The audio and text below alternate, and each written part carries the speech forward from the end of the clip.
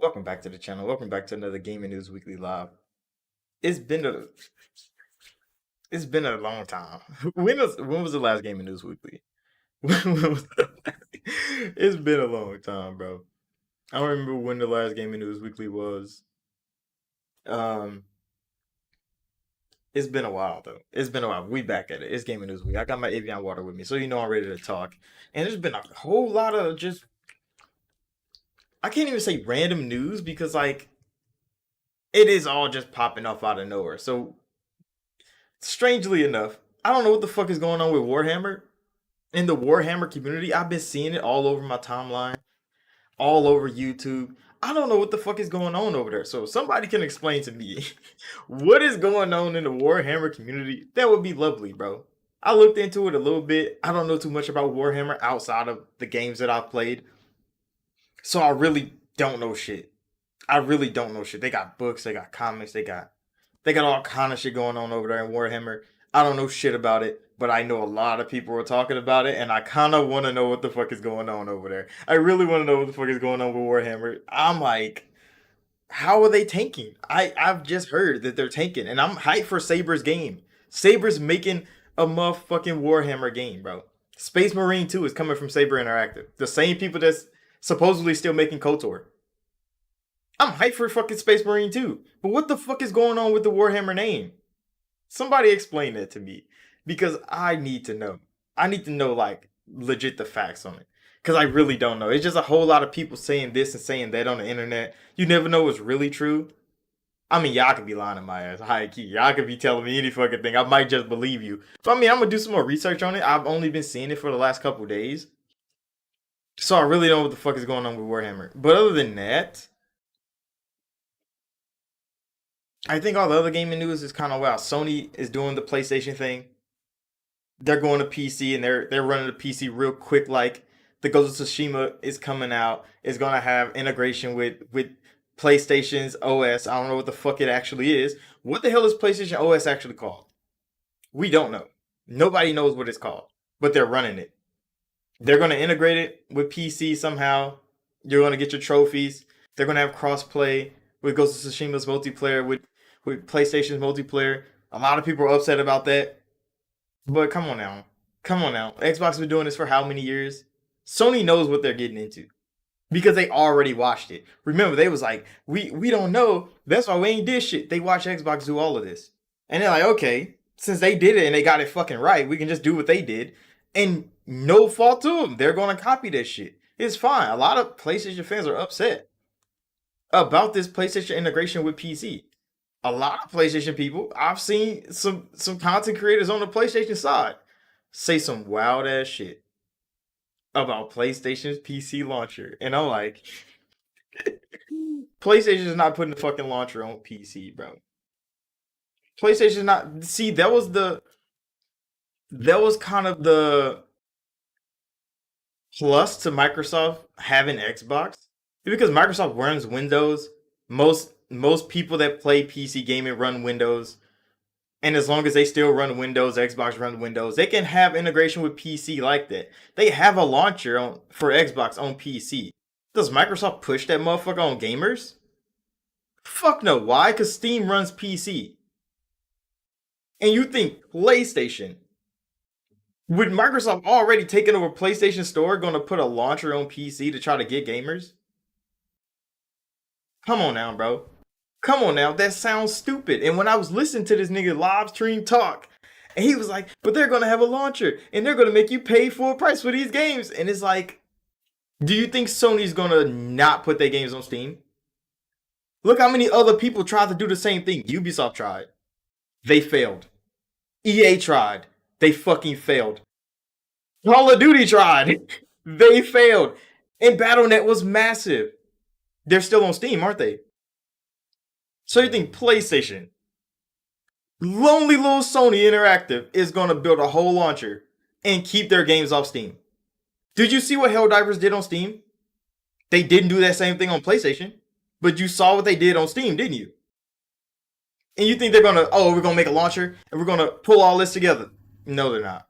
The integration can come, the overlay can come, the sign into PSN that can work. Every game company does it now. But you think they're going to put a whole launcher and come on now, bro. Steam is going to shut that motherfucker down, bro. Why do you think nobody fuck with Epic? Nobody really fuck with the Epic game launcher outside of getting the free games every month. I got Steam, nigga. Everybody that plays on PC got Steam. There's no way Sony's just gonna build a launcher. Like, yeah, we're gonna do that shit. And they're gonna get people traffic over there. I bought God of War on Steam. Why the fuck would I get the PlayStation launcher? It's not like I'm gonna pull God of War from Steam. You gonna make people not fuck with you some more. All of their games are already on Steam. You think they're gonna pull them bitches? Fuck up the whole PC ecosystem because they want to be greedy? No. No. They're gonna put the motherfuckers on Steam. And it's gonna work. Everybody's gonna play it. Motherfuckers mad like, oh, the best version is gonna be on PC. Yes. That is how PC gaming has been. All of our lives of playing games. Since PC has had gaming on it. And you had a console in your goddamn living room or in your fucking room, PC has always had the better gaming. They didn't have the safer gaming. They didn't have the most convenient gaming, but they had the better gaming. Our whole fucking lives. Why the hell do people think there's gonna change now, bro? I don't understand how these gaming fans they think it's just gonna change revolutionary because oh the consoles can do almost the same things PC could do 10 years ago. Come on now, bro. I think it's kind of sad with all that. But other than the Warhammer news, we got plenty to talk about. So let's get into some of this. I ranted on about PlayStation ads for a little bit too long. Cause what the fuck is his name, bro? I wish I knew the dude that said that shit, bro. He just some random ass nigga with glasses. I don't fucking know. I just saw some clips and I'm like, this nigga gotta be dumb, bro. He gotta be dumb. He gotta not play games. And most of the people that talk about gaming on YouTube don't play fucking games, bro. But they got a platform big enough. They got a whole lot of fanboys around them. They can say whatever they want, and people gonna fucking believe them. And that's the wild thing about the internet, bro. Everybody with a platform can say some crazy shit. You see doctors on the internet all the time saying like, "Oh, you shouldn't blend fruit. It'll make your blood sugar go up." Fucking idiots, bro. Who the hell taught these niggas? And they're doctors, but they can say that shit so they can sell a book. It's kind of sad, bro. We're gonna get into this. Let's start with fucking Ubisoft, nigga. Oh my god, Ubisoft is one of the worst gaming companies I've ever worked with. Playing their fucking games behind the scenes, I fucking hate Ubisoft, bro. I hate Ubisoft so much. I do. I did enjoy testing the games, getting to see the behind the scenes, talking to some developers. I enjoyed that part, but the fact that they do not take feedback well is a problem. When you say some shit to Ubisoft, they don't fucking care, bro. They be like, I mean, look at Skull and Bones.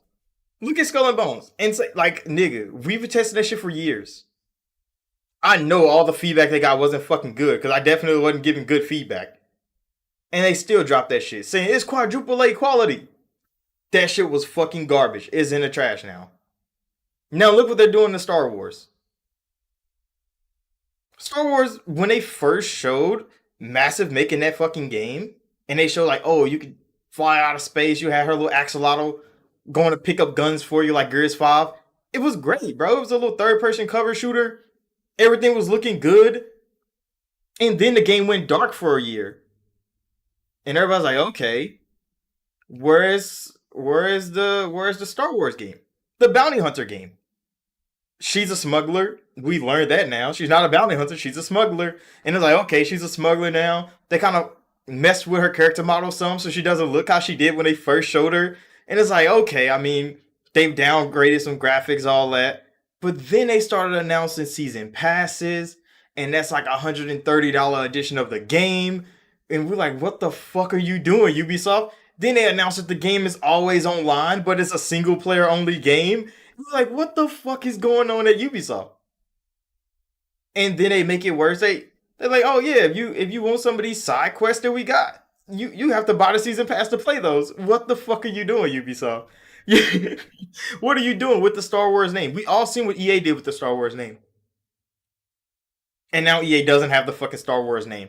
Ubisoft picks it up, people are like, okay, let's see some fresh new takes on Star Wars. And Ubisoft instantly fucks it up. Their game hasn't even dropped yet, and they instantly fucked up the whole Star Wars name on the Ubisoft side. And I'm like, I can't really say that I didn't see it coming. I can't really say I didn't see it coming because it's fucking Ubisoft. It's goddamn Ubisoft. It was good, Mo. It's fucking Ubi, bro. They do this shit every time. X Defiant.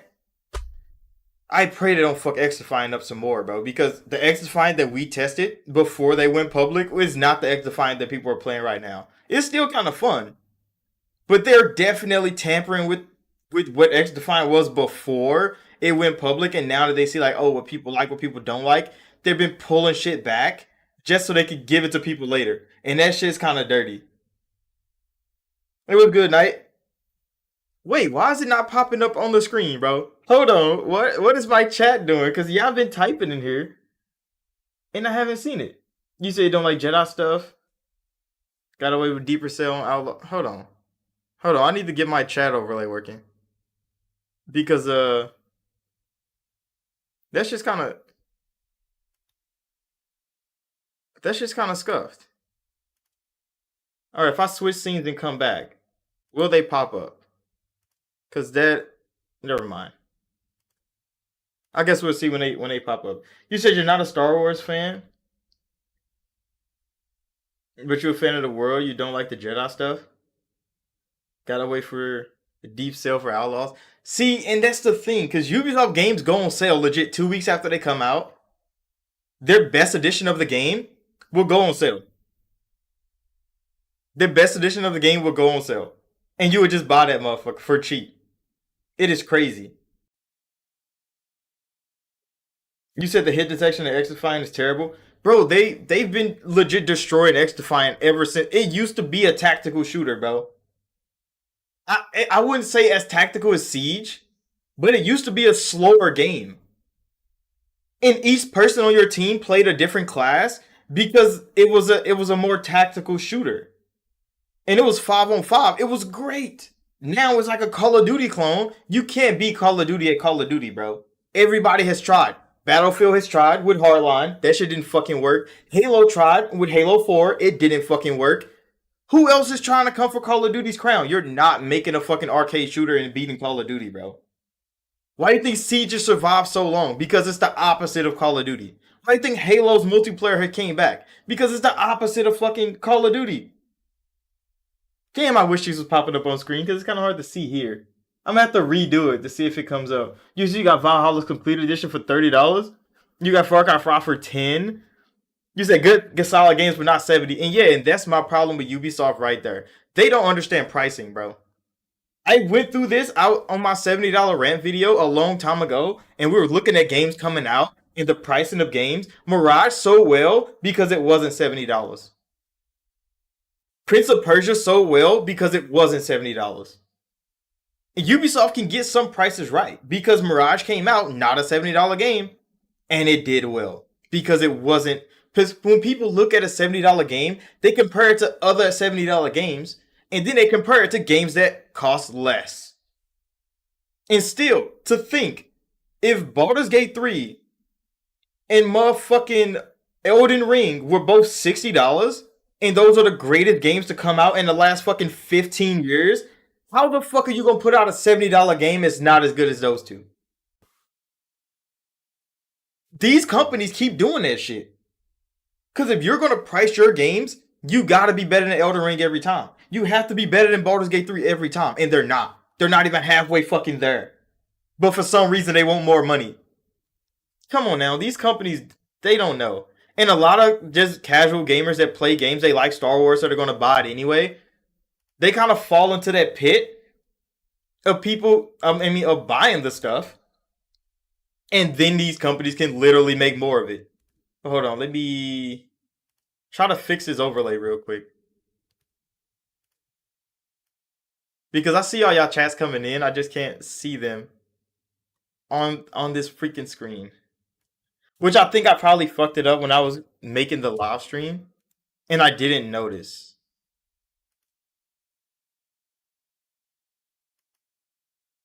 Still nothing. What the fuck is going on here? What is going on here? You say you're really gonna get Dragon's Dogma 2, but you can't justify purchasing it because of the performance hasn't been my expectations.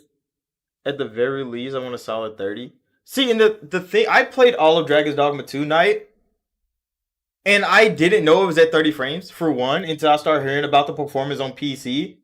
But my Xbox Series X, it performed perfectly fine. I didn't have a hitch, a drop, a crash. But I mean, I did the same thing for Cyberpunk 2077. I'm not going to say that those things don't exist because they probably do. A lot of people's talked about it.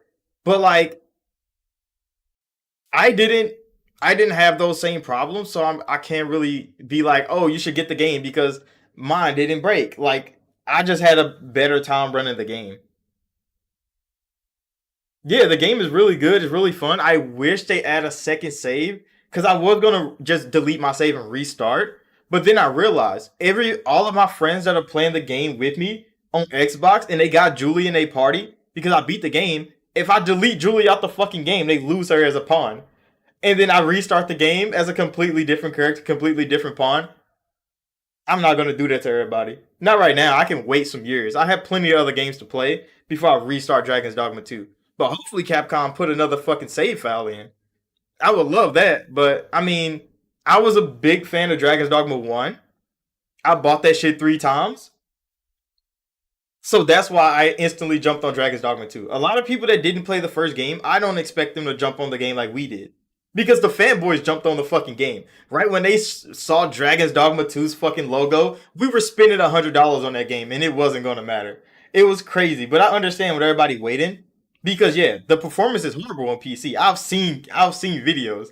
It is running god awful. But they did like force race tracing in it. They forced a whole lot of other graphical things into the game. It's like baked into the engine, so everybody is running that shit no matter what.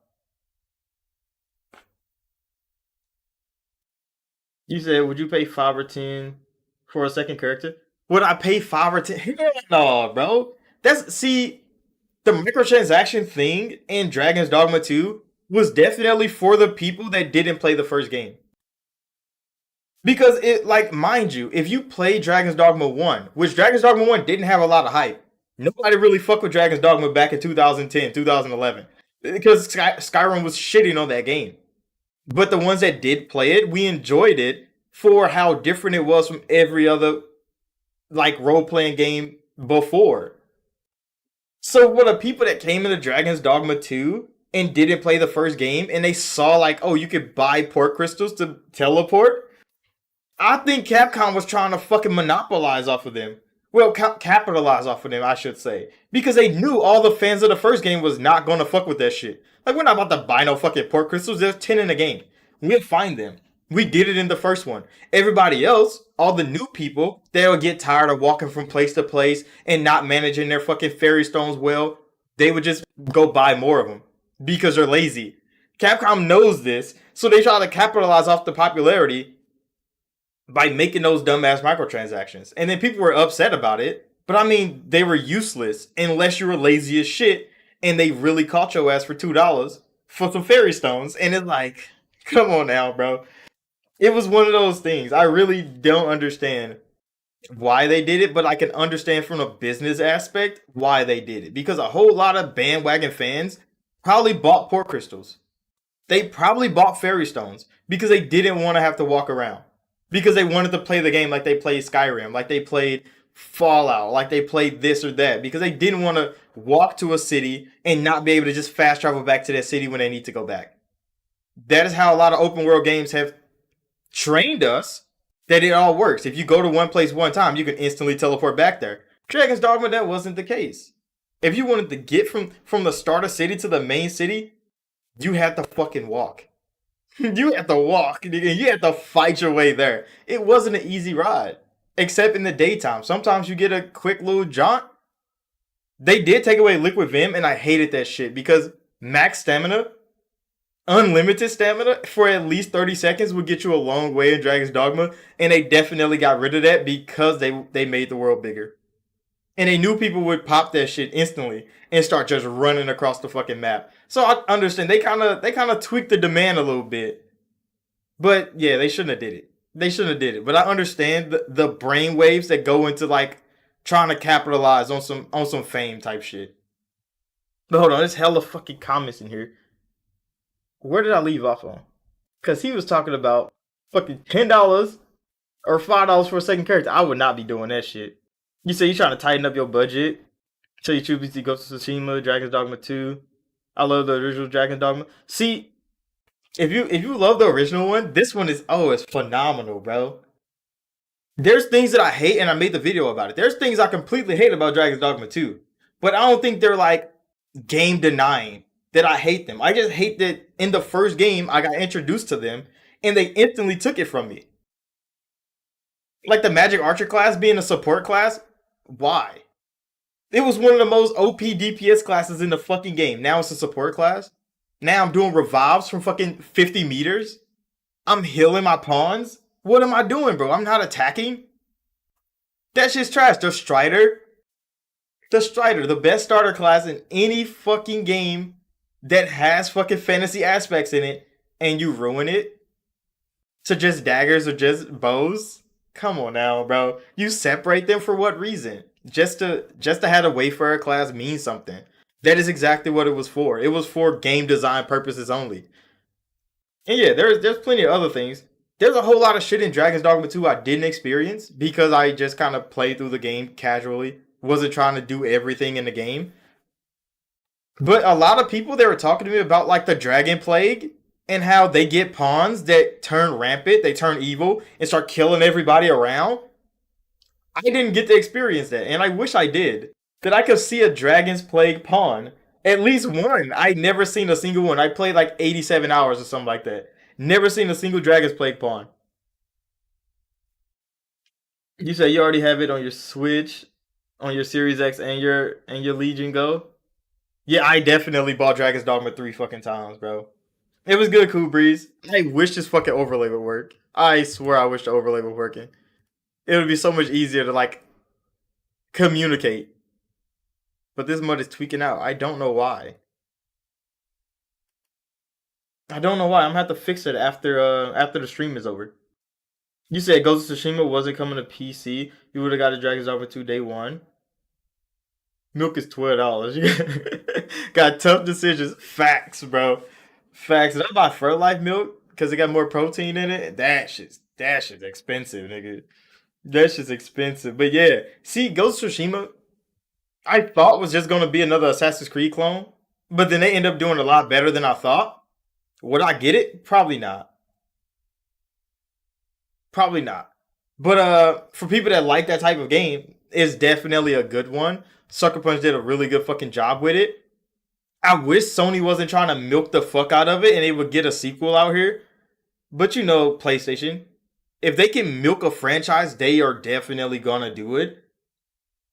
And it's not a bad game to pick up. And the PC version looked like it's gonna be the complete definitive version of that game.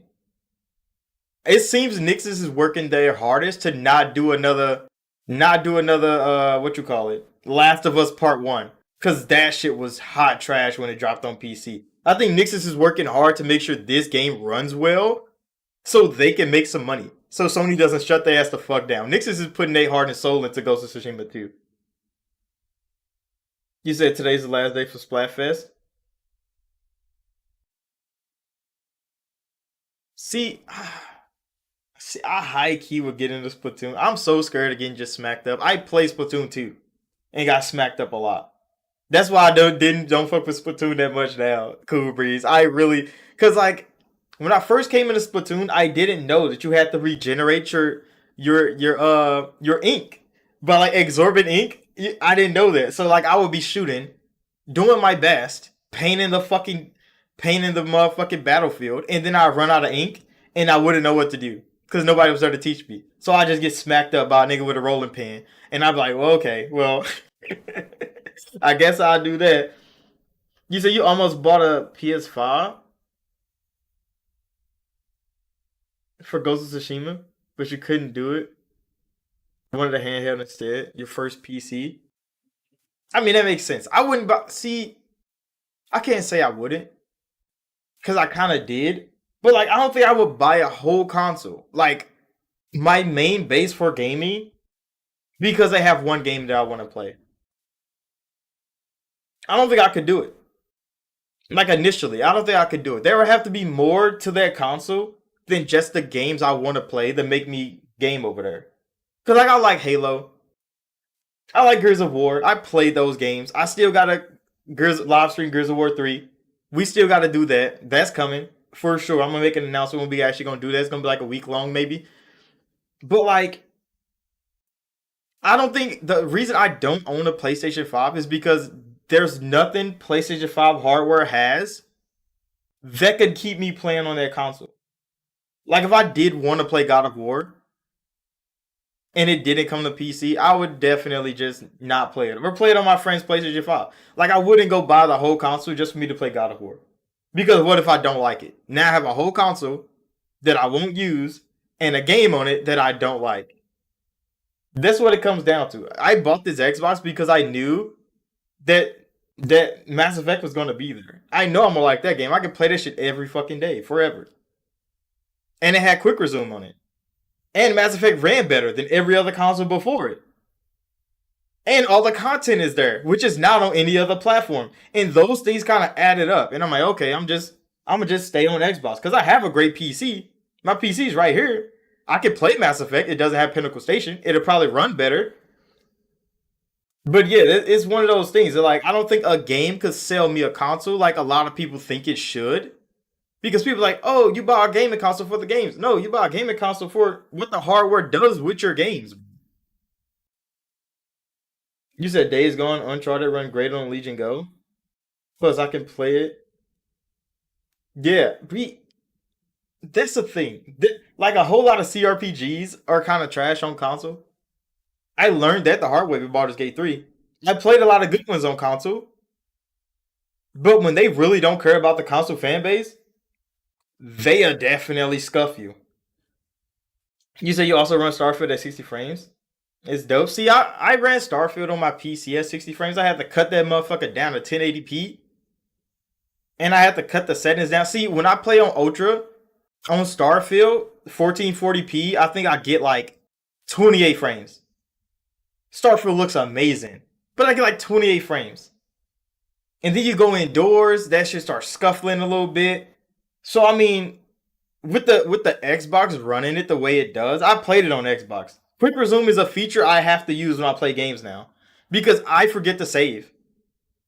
Ever since I got a Series X, I don't save games. I don't even turn my console off no more. My console turns off by itself. Like I would be playing the game, I would sit my controller down on the charger. I would leave, go do some shit, come back, turn my console back on, and be back in the game like I never turned the console off. Like that feature has revolutionized the way I play games.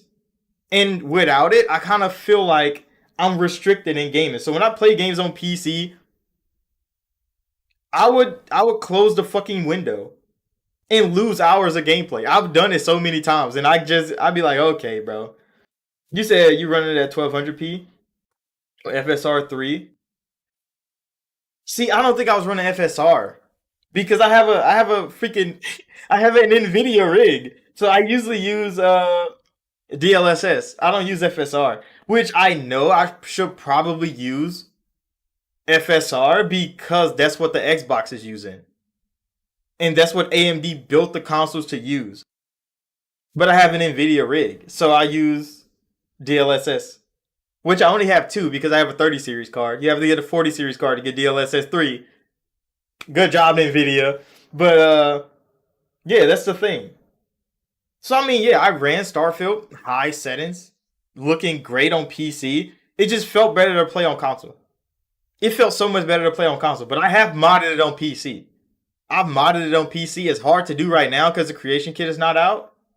But getting the mods to run and stuff, I have a little mod organizer. I have Vortex. So it gets everything, running smoothly. I get into games pretty quick. Building shaders on PC, most annoying shit in the world. If I don't launch a game on PC for a long time, and I launch that hoe and it tell me it's rebuilding shaders, and I see that little load bar pop up, I'm like, I'm gonna just go turn my console on, bro. I'll be in a game in 2 seconds flat. This is one of those things, bro. You say you definitely gonna get an eGPU, maybe? Or 1X GPU? Make it Legion Go main device? Oh, so you can like dock it to your TV and stuff. Cause that's what I see. I played Baldur's Gate on my friend's what's this called? His Steam Deck. I played Baldur's Gate on there before I bought it on console. And it was I swear it felt like a completely different game than what I played on console. It felt like a completely different game. It felt almost like Dragon Age Inquisition did on PC. I don't know why. But then I bought it on console, and I mean, it's still good. It's still fun. It didn't feel as good as the PC version did. And he was playing that motherfucker on Steam Deck. That nigga just got off work. He pulled up to my house real quick, and I'm like, that motherfucker is dead. Like the Baldur's Gate fans that are on PC compared to console, they experienced a completely different fucking game than we did. And mine is still broken. It's still kind of scuffed. So I ain't even played Baldur's Gate since my last live stream when it crashed. I ain't launched it since. But yeah, like there's parts of me that feel like I should just game on PC because I have a good PC, everything will run better on there. But then there's things PC does, like when my mic stopped working, and it was a random RTX voice problem that my PC couldn't just tell me what was wrong. I just stay on console, bro. It's just safer. I think that's what it is. It's just a safer option to play games. Everything just works. It just works. It might not be the best, but it works. I know it works. I know all the shit that I have on this console is gonna work. And if it doesn't work, it's a motherfucking software problem because my hardware is doing fine. It's one of those things, bro. It's one of I just don't want to think about it when I'm playing games because I just want to play the games. I'm not trying to play the games at the best version that they could possibly be, even though I could. But the PC is mostly for content creation. I just happen to have a good one. But yeah, I play on console because it's just convenient, bro. It's just so convenient to just turn on my Xbox, launch a game right out of Quick Resume. I'm back in the fight like I never left. As long as that's a thing that I can do on an Xbox console, I'm probably gonna buy another Xbox. I'm probably gonna get another fucking box stack somewhere over there. You say you love Xbox Play Anywhere, buy one game and get it on PC as well. Yeah, that's how I got Starfield. Cause I bought the best edition of Starfield on Xbox because I knew I was gonna play it there with Quick Resume. I didn't want to have to keep launching the game, relaunching the game. But yeah, when I wanted to mod it, I literally just launched it on PC and downloaded mods to the game and started modding Starfield. And I didn't have to buy the game again. I probably would have had a better time buying it on Steam, but I got two versions for the price of one. Xbox Play Anywhere, that I have a whole library of Xbox games. Not even just Xbox games, just games in general that I bought on console. Did you know that Persona is Xbox Play Anywhere? Because I bought the Persona games on Xbox, and I could download Persona 5 on PC right now because I bought it on Xbox. I didn't know that shit until I saw that motherfucker on my PC. And it's not in Game Pass no more. Because I would have thought, like, okay, it's a Game Pass game. It's not a Game Pass no more. It left Game Pass last year. But that motherfucker is downloadable on PC, and I did not buy it on PC. I bought it on Xbox. So there's some third parties that actually abide by Xbox Play Anywhere. And I like that. I like that a whole lot. Because it keeps me from just spending money on a game. I did just buy Persona 4 again on Xbox. I made a video about it. And I probably shouldn't have done that because I had it on Steam for years. But I stopped playing it because it's been on Steam. Because I game on Xbox. I literally stopped playing Persona on there. There's so many games I have on Steam. I stopped playing. I have to legit like go to Steam and actively go play those games because Xbox has been my primary way to play games for so long. You see, you upgrade your Legion Go from a Steam Deck. Wait, so the Legion Go is better than the Steam Deck? You said could have saved a lot of money if you just waited for the Legion Go to release. I didn't know what. I thought the Steam Deck was like the ultimate on the go PC. You said you didn't know Xbox Play Anywhere was a thing? Yeah, Phil made the Xbox Play Anywhere thing when Xbox first started going to PC. So the first Xbox Play Anywhere game was Quantum Break. Because, back then, when nobody was on Xbox and Phil was like, fuck it, we're just dropping games on PC day and date. And everybody was like, oh, the console fans are gonna be pissed. What console fans, nigga? It wasn't that many of us, and a lot of us did have a PC too. So yeah, they made Xbox Play Anywhere. So if you bought the game on Xbox, you didn't feel like, oh, since these games are going to PC and they're going to be better over there, I have to buy it again. Like, no, we're gonna give you the PC version of the game. So yeah, he made that a long time ago, and they still honor that to this day. Even though, yeah, a lot of people don't know about Xbox Play Anywhere, they still honor that shit, and it's kind of crazy that they get other companies to honor that shit too. Because I mean, Windows 10 is a universal platform. It's been a universal platform for a long time. So the fact that more developers develop for Xbox, and then Xbox Play Anywhere kind of blurs the lines between Xbox and PC. The only thing that still gets the Xbox community and console community in general versus their PC counterpart is paying to play online. That is the only thing that is still killing console versus PC. Because everybody can cry about frame rates, they can cry about hardware limitations. But if the games are going to PC and console, we're all playing the same games. It's not like PC having exclusive games no more. Remember, Crisis couldn't come to console because it didn't fucking work. Only PC could have that game. Developers aren't doing that no more. They're getting cohesion across the map, and now it's just, oh, you have to pay for online, and I don't. And that's kind of the line that is the only thing not blurred when it comes to console gaming versus PC gaming. Really, you said the Steam Deck is cool, but you wanted more performance. Couldn't even run Starfield decently. Damn, didn't realize I could play on my Xbox first party games on Windows handheld since I already bought them. Oh yeah, because it's a Windows handheld, isn't it? Because Steam Deck is running Linux, and that's why everybody had to like jailbreak it to get Game Pass on there and shit like that. Okay, see now I understand. It's more fundamentally flexible than the Steam Deck is, which is understandable. I don't have a handheld PC, so I really don't know. I've played the Steam Deck one time. Played on Steam Deck one time. I really liked it. It was kind of cool, but it just felt like a big Xbox controller in my hand. So it just felt like this. It was bigger, so it was like this, and then I'm just playing it, walking around with the analog sticks. It felt like a big Xbox controller. So I mean, I like the feel of it and the screen on there. I don't know how I would game on it though, because like I like sitting here at the desk, having the chair, having the atmosphere. I don't really take games on the go. I wonder if I would. I mean, I don't even take the Switch on the go, and it's literally portable. I don't even move the Switch. It stays in the living room. Don't even take it off the dock. I swear, I don't even take it off the dock. Except the one time we came in here and we was live streaming, and I brought it in here off the dock. That's the only really time. Hold on, we gotta get back to Gaming News Weekly. Where was we at? We talked about Star Wars Outlaws, and then we got sidetracked. The Fallout thing. So we gotta talk about Fallout, bro. Fallout has had a massive resurgence, a crazy growth in Europe, on Steam, on Xbox, on PlayStation. Fallout has exploded, bro. All because of the Amazon Fallout TV show. The Amazon Fallout TV show has done so well to the gamer that they like, fuck it, bro. I want to go play Fallout again. See, watching the Fallout TV show, I almost went to go re-download Fallout 4, bro. I almost did it. I don't like Fallout 4. I've tried to play it multiple times. But watching the TV show, I almost went to go play that motherfucker again, bro.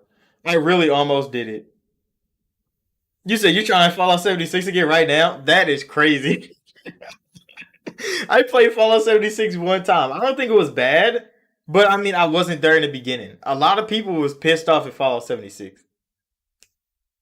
But yeah, the Fallout name has respawned, my nigga. It is exponentially grown from back in 2014 when that motherfucker came out to now. It is in the top selling list again. It has got 100K fucking players on Steam.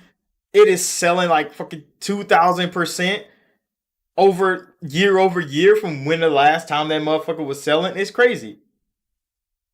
You said it was trash at launch. Haven't touched it since. Damn, that is crazy. You say you replayed Fallout 1? See, I never played the original Fallouts. Because those were the point and click ones, wasn't it? You like point and click on there? See, I played a couple of the original Elder Scrolls games, like the ones before Morrowind, and I swear, bro, I was getting beat up. I was so pressed getting my ass beat on in this old ass Elder Scrolls game, and I'm like, I'm good, bro. I can play games. But when you play an old ass game, you have to relearn how to play games because they don't make games like that no more. So them bitches are actually hard. They're difficult to play. Cause I played Morrowind, I played Oblivion, I played Skyrim. Those bitches are easy compared to Arena, nigga. Daggerfall, nah, dude, you get your ass beat on. There's no fucking way. You said set the tone for turn-based CRPGs. I believe you. I definitely believe you. I know I get my ass shit on in those games though. So like I just don't go that far back. Like the oldest game I probably played. I mean, I can't say that because I mean I played a whole lot of N64 games, Sega Genesis games. I haven't played them recently because them bitches that don't exist no more. I don't have an N64 around. But like old computer games, I'm not going that far back. Once I got my ass beat on in Arena, I'm like, yeah, yeah, that PC gaming shit is not for me. CRPGs, it's not the wave. Unless BioWare does it. If BioWare did it, I'll be alright. You said you old, bro. What do you mean? I'm old too, technically. I played a lot of games. I'm a gamer. But yeah, I be getting cooked up. That's because I mean I'm a elderly console gamer initially. Because I've been playing on console for so long. I didn't play on PC. I didn't have PC gaming until 2012. After Skyrim came out. That's when we got like Minecraft on PC, Skyrim on PC, The Sims 2. Like that's when we were playing all that on PC. That's when I finally got PC gaming in me. Because I was on console forever. Sega, Nintendo, PlayStation, Xbox, Dreamcast one time. Nigga, the Dreamcast was hella fun. I played on that motherfucker one time, bro. I was fascinated by the fucking Dreamcast. Never played on it again. And then that shit just stopped existing. I played the GameCube 3 times. Then that motherfucker was just gone. I don't know what happened to the GameCube. I played it 3 times. That motherfucker was just gone. Didn't exist no more. That's exactly how gaming has kind of been for me, bro. Everything has just been gone. I played a little bit, that motherfucker's gone. But yeah, the Fallout TV show has really transformed the Fallout name. And I mean, the show is really good. If you ain't watched it, you should definitely go watch it. Is it worth buying Amazon fucking Prime Video? No. Maybe. If you think it's worth it, then yeah, I would say. You said you got into PC gaming because of Midnight Sun? Like the Marvel game? Marvel Midnight Sun? I've heard mixed reviews about that game, bro. I've heard mixed reviews about that game. There's some people that like it. There's some people say like, yeah, it's kind of boring after a while. I really don't know, but I've been seeing it on sale, and sometimes I'd be ready to cop it just to play it, make some videos on it, make some content. I really don't know. I really don't know. I'd be thinking about it though. I buy a whole lot of games and I just don't play them. I need to stop doing it because I swear I'd just be wasting it. But some sales be hidden. You said the game's fire. See, I might have to take your word for it.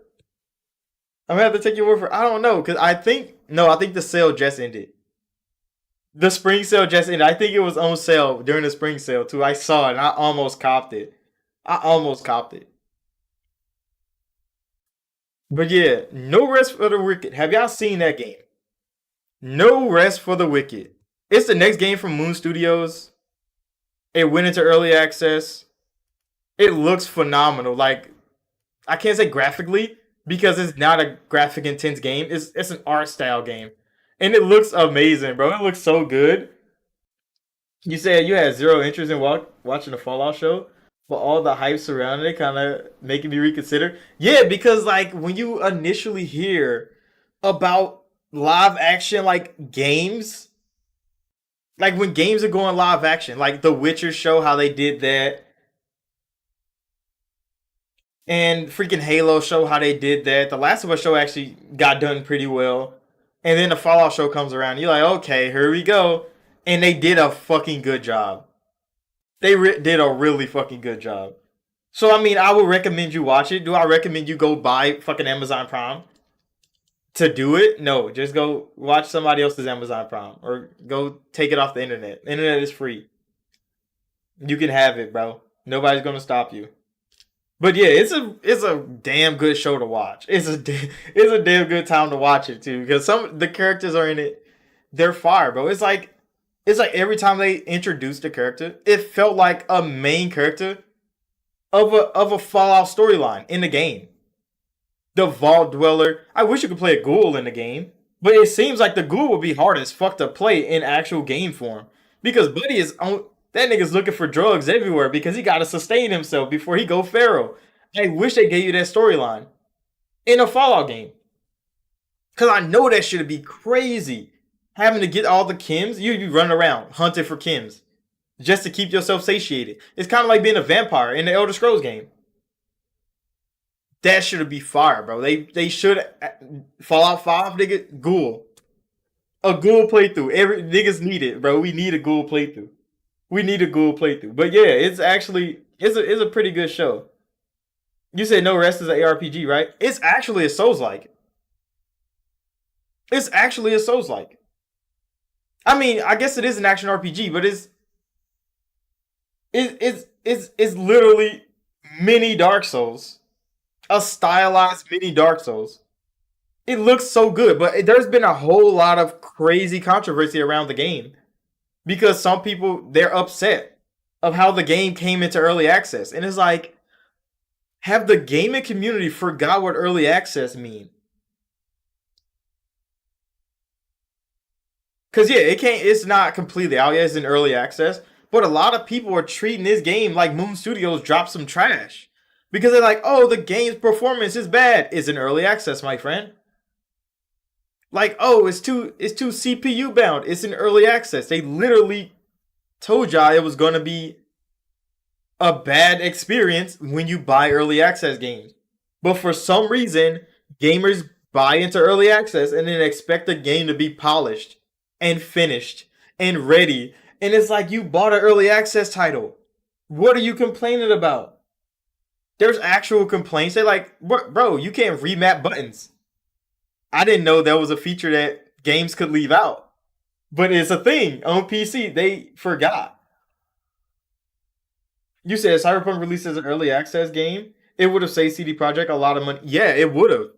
Because a lot of these games need early access. Because they want to be so ambitious. They want to be so big. They want to be so great. But then they can't meet deadlines.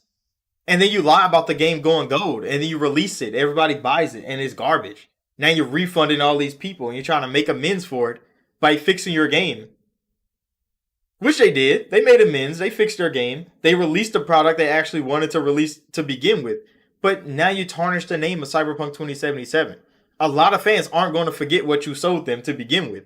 But I mean, they said themselves they got away with it with The Witcher 3.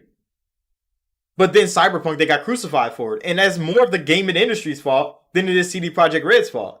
Because with The Witcher 3, it launched garbage. It was broken. It ran like shit, but they got crowned the king of RPGs when The Witcher 3 launched. So they thought like, okay, we can release this and it'd be fine. No, they were wrong. The same thing happened with Larian Studios in Baldur's Gate 3. Baldur's Gate is still broken. It was in early access for 3 years. It's still broken. To this day, to this hour, to this exact minute, Baldur's Gate 3 is still broken. But it's the greatest RPG to ever launch. Says the gaming industry. Says the Game Awards. You say you don't buy any games day one anymore? You said Nightingale was pretty dope. Also in early access. The only survival game you like. Is that the one where you jump through worlds? Is Nightingale the one where you like go from realm to realm? I think I heard of that game. Maybe. I might be thinking of something different. But I think it was Nightingale. It might have been something else, high key. I might be thinking of a completely different game. I just don't remember the name of it. But most of he don't buy games day one no more. See, I bought games that I know I'm a fanboy for. I buy those day one because I know those are the games I really want to play anyway. And I'm not gonna not buy a game in fear of the developer fucking up.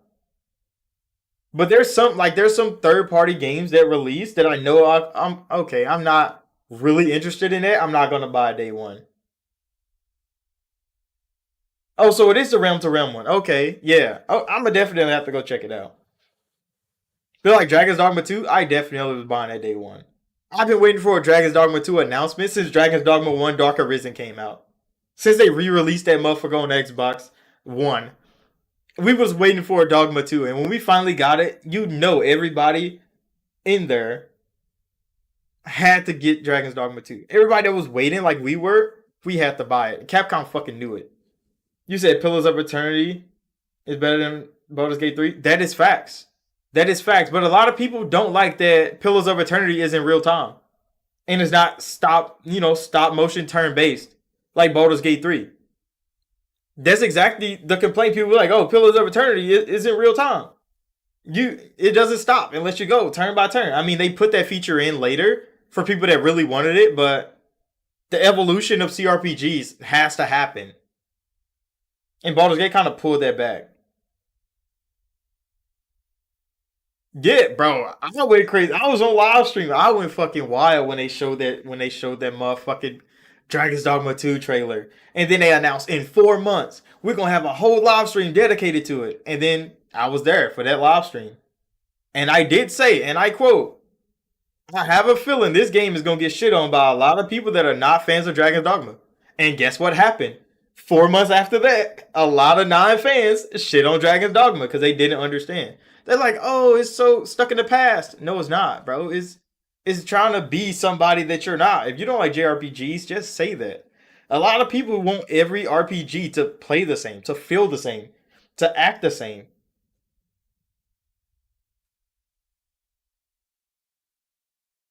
Yeah, you said Pillars 2. Yeah, because they added in the turn-based function after the game launched because a lot of people wanted that.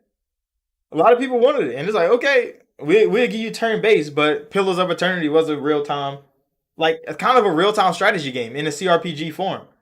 And Obsidian does good work. But a lot of people don't like to give Obsidian the credit they deserve because not many of their own IP grow to be as big as the IPs they work on. So when they made Fallout New Vegas, that was Bethesda's IP. That was also the IP of In Exile before them. And they made a good game out of it. When they made KOTOR 2, that was BioWare's IP that they made another good game out of. Pillars never got the recognition it deserved because it wasn't somebody else's IP that Obsidian just made good. Even though Pillars and Pillars 2 was amazing. Like the storylines are phenomenal. That's why when they announced Avowed, I'm like, I'm definitely copping that fucking game. When they showed the art for it, I was like, there's no fucking way I'm not getting that game. Avowed's art look amazing. The combat, so. I'm so on the combat. It looked kind of good, but then it also looked kind of strange when it was like dual wielding wands and they were just like flinging magic. And I was like, that shit looks dumb. High key, it looks bad. But the sword and shield combat looked amazing. Not gonna fake it. And I really want to play sword and shield. You said you were pissed that Baldur's Gate 3 was turn based after playing the early access. You gave it a shot. Yeah, bro. The Pillars of Eternity universe in third person action form. I mean, in first person action form, I guess. I think it has third person action form too, because it's gonna be like zoom in, zoom out, kind of like Skyrim was. But that shit looks fucking good, bro. That shit looks fucking good. I can't wait for Avowed. And that's another game this year. Like people talking about Hellblade. Hellblade is supposed to be a big deal, big cinematic, a big like walkthrough game type of deal, which is fine. Hellblade 1 was a walkthrough game. Hellblade 2 better be a fucking walkthrough game. And you do some puzzles, do some little brain stuff, and you have a good time. You experience it. It looks amazing. Audio is amazing. But I mean, if I'm really looking forward to playing a fucking game, I'm looking forward to playing Avowed more than any other game this year. Not Indiana Jones, not Hellblade 2. I mean, Metaphor from Atlas is probably number 2 on that list of games I'm looking forward to playing through the most. Is Avowed and fucking Metaphor from Atlas, their next new IP. after Persona, after Shin Megami Tensei, their next new thing. I'm looking forward to that so much. But I mean, those are games not on my many people's list because they're not like big upper echelon of video game names, I say. But yeah, Avowed, come on now, bro. That shit is gonna work. It's gonna fucking work and it's gonna be a good time. You said some games completely different from day one, Sea of Thieves. See, I played Sea of Thieves way back in the day. And I mean, they've added a whole lot more to Sea of Thieves as time went on.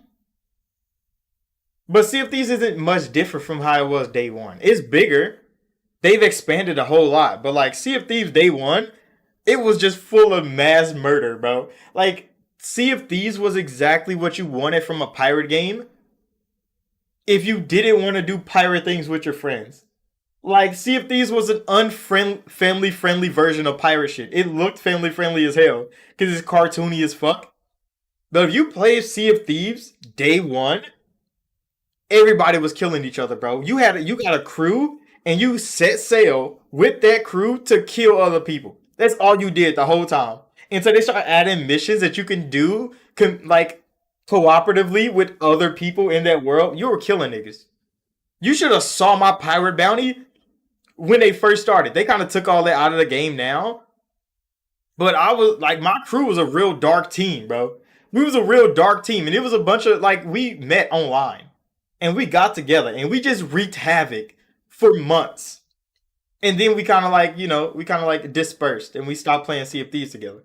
But bro, Sea of Thieves was not the Sea of Thieves of today. It's more for people that want to experience a pirate journey. Get a treasure map. You go dig up some treasure, fight some mobs, wave high to like pirate friends going across. Sea of Thieves original. If you was there, Xbox One, Sea of Thieves. Come on now, bro. You look at Sea of Thieves now and be like, ha, that looks fun.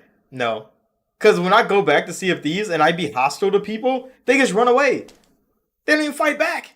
People don't even fight in Sea of Thieves no more. Nigga, they go to port and they just leave the battle. They don't fight. And I'm like, we used to go to war, bro. We used to rob niggas.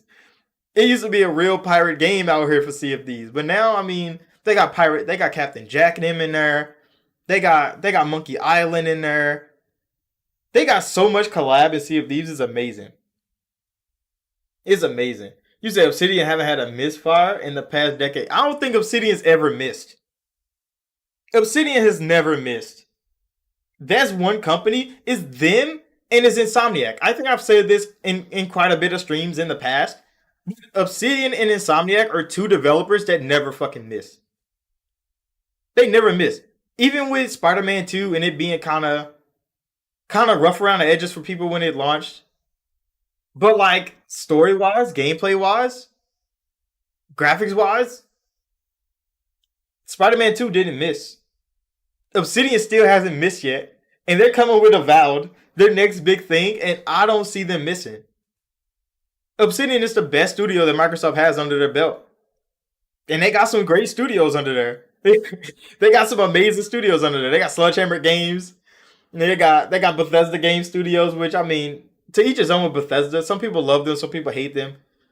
They have motherfucking damn, what's the Doom studio again? They got id Software under there. 343 could be better. We got motherfucking 343. We got motherfucking Coalition. But Obsidian stands above all of them. Because I think Gears 4 was a scuffed game. It wasn't a bad game, but it definitely wasn't as fun as Gears 5. They had to learn a whole lot from Gears 4. Gears 5 was amazing though. But Gears 4, come on now, bro. I'll give you a slight pat on the back, but like that shit was alright. It wasn't that good. Obsidian, they ain't missed. From Grounded, Pentiment. Nigga, Pentiment didn't miss. Grounded didn't miss. You said inXile's fire too? The only thing that inXile that I have against inXile is that I just can't like their game. That's the only thing I have against inXile. It's not that their games are bad. Their games look good visually. The stories seem outrageous. But I played Wasteland 2. And I played Wasteland 3. And I get smacked up. I don't know why turn-based shooters, like tactical turn-based shooters, I just don't like them. The XCOMs, the motherfucking What is the other one called? The mutant one? Is it called like Mutant Zero or some shit? Those games, bro. Wasteland. I don't know why I don't like them. Gears Tactics. I play them games, bro, and something in my brain tell me this is not it. But then I would go play Baldur's Gate 3. I would go play Pillars of Eternity. I would go play fucking what is it called? Fire Emblem. I would go play those games and have a good old fucking time. The fantasy version of those games, I love them. They're amazing. Tactical games. I set my squads up. We do our little thing. Everything's good. I play the gun versions, and for some reason, my brain turns off, bro. I'm like, yeah, bro, this is not it. It's not it. And I can't fault In Exile for it. I can't fault the 2K dev team that made XCOM. I can't fault them for it because it's definitely something in me. It's something in me, bro. You said play it on easy is a white knuckle experience on other the difficulties. Yeah, Three Houses, bro. Three Houses is amazing, bro. Fire Emblem Fates is amazing. Like it's crazy. Have you played Persona 5 Tactica? That shit's good. That shit's good. But for some reason, I just can't play the shooting versions of some of these games. I don't know why. I mean, Persona 5 Tactica was alright too. That's kind of one of the other ones. It's the shoot. I don't know. I don't know why it's the shooting, bro. Cause I would see numbers on screen, and I'm like, okay, numbers look good, good numbers. And then you shoot, and then those numbers don't go the way you thought they would, and you're like, what the fuck? What is wrong with these numbers? I think I played. I have how many videos do I have of XCOM on my YouTube channel? I kind of want to look real quick. Did I even make XCOM content? I think I tried to make XCOM content one time, just to like show people that I'm really trying to play these games. Like I'm not trying to shit on everybody's favorite game because people's like, so XCOM is really good, bro. Like you should try it, and I tried it, and people watched me try it. I made two videos, and it's just not for me. And it's so scuffed because I've made other games and they're good, bro. You said Warhammer 40K, Rogue Trader, it's amazing as well. Yeah, bro, I don't know why I don't like the shooting ones because CRPGs they all kind of play the same. They all have the general same mechanics. You know, they have like cover based. They have different strategies for like long range, short range. But for some reason, when it turns into soldiers on a battlefield, and I'm telling soldiers what to do, it doesn't work unless it's in fantasy form. Because I can tell a mage to throw a fireball across the map, blow a big explosion. But if I tell a soldier to throw a grenade, which is exactly the same thing, for some reason my brain don't like it. I don't know. I'm a gamer, bro. My brain just like nah, nigga, this ain't it. But let that be a mage throwing a fireball. It's up, nigga. I'm checkbox. I'm buying that shit next because I don't know. I really couldn't tell you why. It's just that's how I've been doing it. Cause I tried Gears Tactics, I've tried XCOM, I've tried Wasteland, and I get the same feeling every time. But then I go play Baldur's Gate 3. I go play motherfucking Dragon Age Origins. I would go play these games, these CRPGs, these amazing games, and enjoy the fuck out of them. I go play Divinity, and I'm like, damn, nigga, this shit's good. I go play fucking Fire Emblem. This shit is good. But then they're like, oh, go play a shooting one. Nah, that shit's ass, bro. That shit's ass, and it's my fault. I don't know why it is, but it's definitely my fault. And I'm not afraid to say that. Like, it's something about the shooting ones. I will go back and try Wasteland 3 again. I'll probably put it on easy because I think probably tried to play it above my pay grade. But yeah, you said they're great. Yeah, that's one of those things that I gotta be like that is not a game for me, bro. Like it's not even though the genre is for me. I don't know why the soldier. I don't know. In one of those games, I forgot to reload. What game was it? I can't remember which shooter it was. Either it was Gears Tactics or it was or it was Wasteland 3. But one of those two, I forgot to reload on my turn, and I my turn got skipped because I didn't reload my weapon. And I'm like, I have to reload on my turn? Nigga, like, y'all didn't teach me that. Nigga, I ran out of bullets on my turn and I didn't reload. So my next turn got skipped because I didn't reload. And I'm like, get the fuck out of here, game. Like, it's shit like that that annoys the fuck out of me when it comes to the shooting ones. There's always these minute details that are just not in the fantasy ones. It's like telling the archer to re-knock an arrow before their turn end, or you can't shoot an arrow the next turn. Like, it's one of those things. Like, come on now, bro. You could take that out of the game; it'll probably be better. But it's that attention to detail that people like the most. I think it's that attention to detail that people like the most, and to me, that's just an oversight, bro. Like, reload your fucking gun. You're a trained soldier. It probably was Wasteland, bro. It probably definitely was Wasteland. Because I don't know. I really couldn't. I would have to play Wasteland for y'all, and y'all would have to see me play the game to understand what I'm going through. Because I can't really explain it. I play the games, and I think I'm enjoying myself, and then something happened. I'm like, yeah, bro, this is not it. I was doing Saturday morning live yesterday, and I was playing Hardcore Mass Effect 1 because we were still doing it. We're still going through that playthrough. I'm just finally got back to it, and we dealing with rocket drones, bro. The most OP characters in the game. Fucking rocket drones. And the game froze. The game froze on me after I just defeated all the rocket drones, bro. I was so happy. You know how hard it was to kill them? Playing through on Nightmare, nigga, they're shitting on you on Insanity. They're shitting on you, bro. You get hit with one rocket, even with immunity, you're dying. So I finally won that grueling battle, and then the game froze, bro. And I just cut the stream. I just cut the stream because I'm not going through that shit again. Even though it probably would have been a good time, more content and all that. No, I just want to go play Persona 5. Like, it's okay. I'm just gonna play Persona 5. I'm good. I'll go back to it later. And it's those things that be kind of getting me. But it's okay. It's okay. We going back in it. But yeah, No Rest for the Wicked came out in early access, and people were shitting on that game. And I'm like, y'all forget how early access work. Like, you pay into early access when you're a super fan, bro.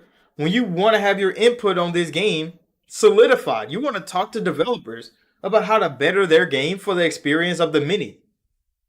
Now people just buy early access just to play games early and then talk shit about it early because they bought in to play it early. It's so bad, bro. The early access like tag needs to be changed to something else. It needs to be changed to something else because people don't understand what early access mean no more. And it's kind of sad because they don't even have critical feedback. They just post bad reviews. So then other people see the reviews and say, "Oh, this game is broken. This game is bad." Like, why do reviews even count for early access titles? Even though I wouldn't want it to go away because there's some early access titles like the one game that literally just robbed all their fans and then they shut down the servers of the game and said, "Oops, we're sorry." I forget what the hell the name of that game was. It was supposed to be like a new like survival MMO. Like, it's games like that that need people to be criticizing it. But then, like, come on now, Moon Studios, they had that rough little thing when it came to Ori and Xbox, and they got out of that deal. You said that game was a scam. Yeah, that's what I'm saying. They scammed the fuck out of their fans, and I mean, more people that bought into the game. Those reviews are necessary. You type to people look at the reviews like this game is a fucking scam. Don't buy into it, and less people would have got scammed because of it. But when you looking at an early access title, you get in there and you're gonna shit on it because it's in early access. Like, get the fuck out of here, bro. Like, what are y'all doing? And then the Moon Studios devs are literally just talking to all the people in the comment section, just like, yeah, we understand. We're gonna work on that. We're gonna patch that in. But like, most of the criticism isn't constructive. It's literally why they're there, bro. You said, have you played Beast False Prophets? Wiki Game Early Access 1.0? It's going to be amazing. I haven't heard of that actually. Is it on Steam? Because it definitely, I haven't heard of it on Xbox. It got to be on PC. Just like fucking Morbid. So, side note, we've been getting sidetracked a lot, but hold on, I need to go to Xbox real quick. Because fucking Morbid, the like the seven acolytes, is it called the seven acolytes? It's called the seven something. It's like a little side scrolling like Souls like game. The 3D version, I played the demo on Steam. It was amazing. The 3D version of it is on Switch right now. I seen it yesterday. We was going through the Switch library, but the 3D version is not on Xbox, which is strange because this game right here, Morbid, the Seven Acolytes, has a 3D version. I played it for YouTube. I played it on the channel on Steam, bro. The game came out. It's on Switch. This is the side scrolling like pixel art one, but the 3D one didn't come to Xbox. I'm like, what happened? What happened? It's on Steam. It's on Switch, but for some reason it didn't come to Xbox. But the base version is, well, not the base version, but like the old version. Because this is the side scrolling pixel version of this game. But the 3D version of this game is pretty good. It wasn't polished or nothing. But that motherfucker is on Switch right now, but it's not on Xbox. And I was so confused when I saw that. I was like, why? It could be something on the devs end, it could be something on Xbox's end. But like if the game is here, why is the 3D version of the game not here? I don't know. There's some of the things that like I be seeing when I be following games, especially when I follow games from PC and I watch like how their development and their like console ports and stuff like that. Then they just disappear and I don't hear shit about it. And then I see it launched on fucking on Switch in 3D form, but it didn't come to Xbox. And like I could get your pixel art version. Why you do that to us? Like as Xbox fans, why would they do that to us? It could mean a lot, but I'm gonna have to look up Beast False Prophets. Let me go look up that up on Steam right now. Go look it up on Steam. I want to see what it looks like because I heard that Greedfall 2 is going on into early access,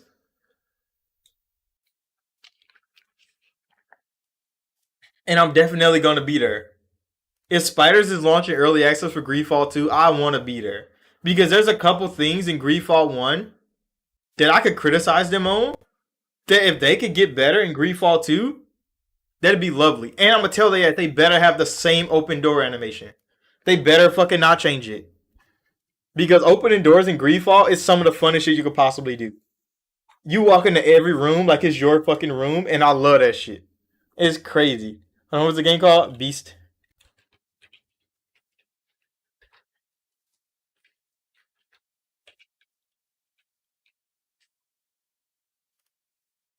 Beast. False Prophet. Oh, this shit look wild.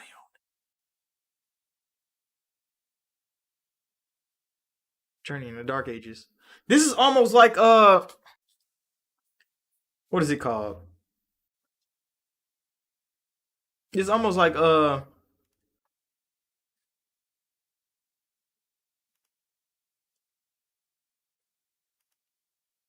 I forget the name. Goddamn. You said Greedfall. Hey, Greedfall's fucking good. This is almost like damn. I played the game for the channel. I forget the name of it. It just launched on Xbox too. It's almost like I can't remember the fucking name, bro. It's crazy how I can't remember the name of this game now. Shit.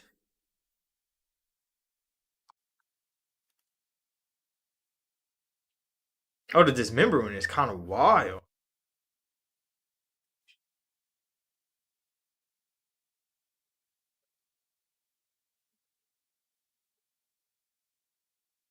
You said the moment experience in Beast is phenomenal. Fast paced. Turn-based action. Yeah, it's giving me the same vibe as like War Tales and stuff like that. It was War Tales. It was the Black Prince, and there's another game I played, and it's kind of like this. But that shit, like, this some of the dismemberment, like death scenes, them bitches are fire, bro. I'm just looking at it right now. Them bitches look really good. This would be a game I definitely fuck with. And it's wild because these types too, like War Tales and stuff, War Tales doesn't have magic in it. You know, it had bows and arrows. It got like archers, axes. I still love the fuck out of that too. But when it comes to modern day guns and grenades, I don't know. You said Spiders is Bioware Light. They're going to be the next Bioware in your opinion? Facts. Facts. See, I've been playing Spiders games a lot from like the past. So like Bound by Flame was amazing. Freaking, I mean, I guess Technomancer was all right, but that's from like the Mars series. Technomancer was fine. It wasn't horrible. It just wasn't that good. Greedfall was their first game that I'm like, Spiders has it. They've learned. They're definitely growing as a development studio. And Greedfall was their first game that showed like we can do good games. I mean, not like good games, but they can do like mainstream games. They can do games on the on par of like Dragon Age 2. I can't say Dragon Age Origins because come on now, bro. Nobody's touching Dragon Age Origins. But Dragon Age 2, Greedfall and Dragon Age 2 were on the same level for me. And I'm like, they're good. Spiders is good. All they need is a little bit more budget, get some time to polish up the game. Storytelling was good, combat was alright. It wasn't the greatest, but I mean it wasn't bad. The gunplay was really good. The systems that they had was pretty good. You said it saddens you to say this, but you lost all faith in Bioware. Damn, bro. Mo. You gotta hold the line, bro. You can't just lose faith in Bioware like that. I know Bioware has been scuffed. They've been scuffed for a while. They've been scuffed for 10 years. I'm not even gonna lie to you. They have been scuffed for 10 years. Inquisition came out in 2024. No, 2014. So 2014, Inquisition came out. Banger of a game. The first of the game of the year winner. Phenomenal. Loved it. Everything after that, Andromeda, I got the collector's edition right there. Fell hard. Did it fall hard because BioWare or because of what EA made them do? I think it's more EA fault than anything.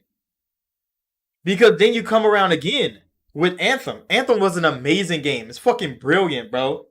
It feels good to play. It still feels good to play. The story that they had, even though it was short, it was amazing. But then they wanted this online multiplayer fucking live service content in this game.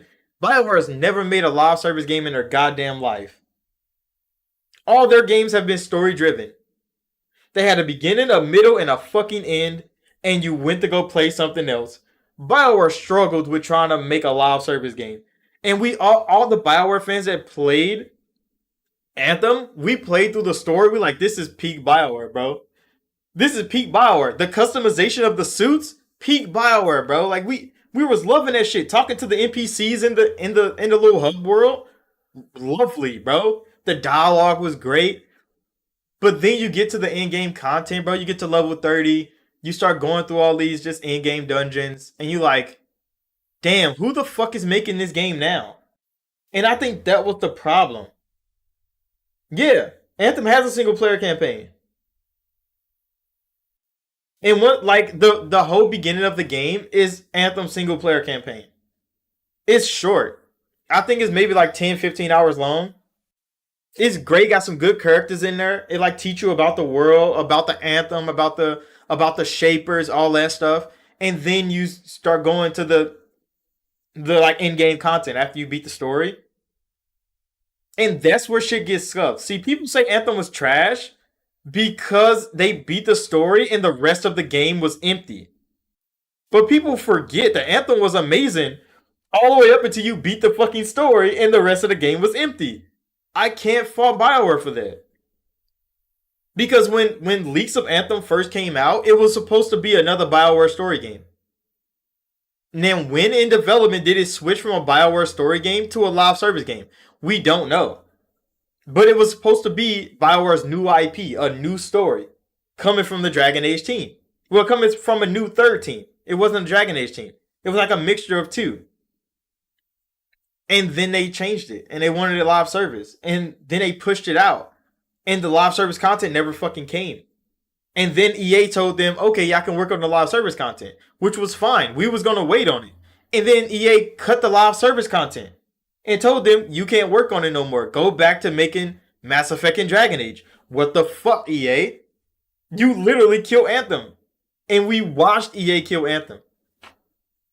So I can't blame BioWare for that, because if you go play Anthem right now, since the servers are still up, it still plays so well, bro.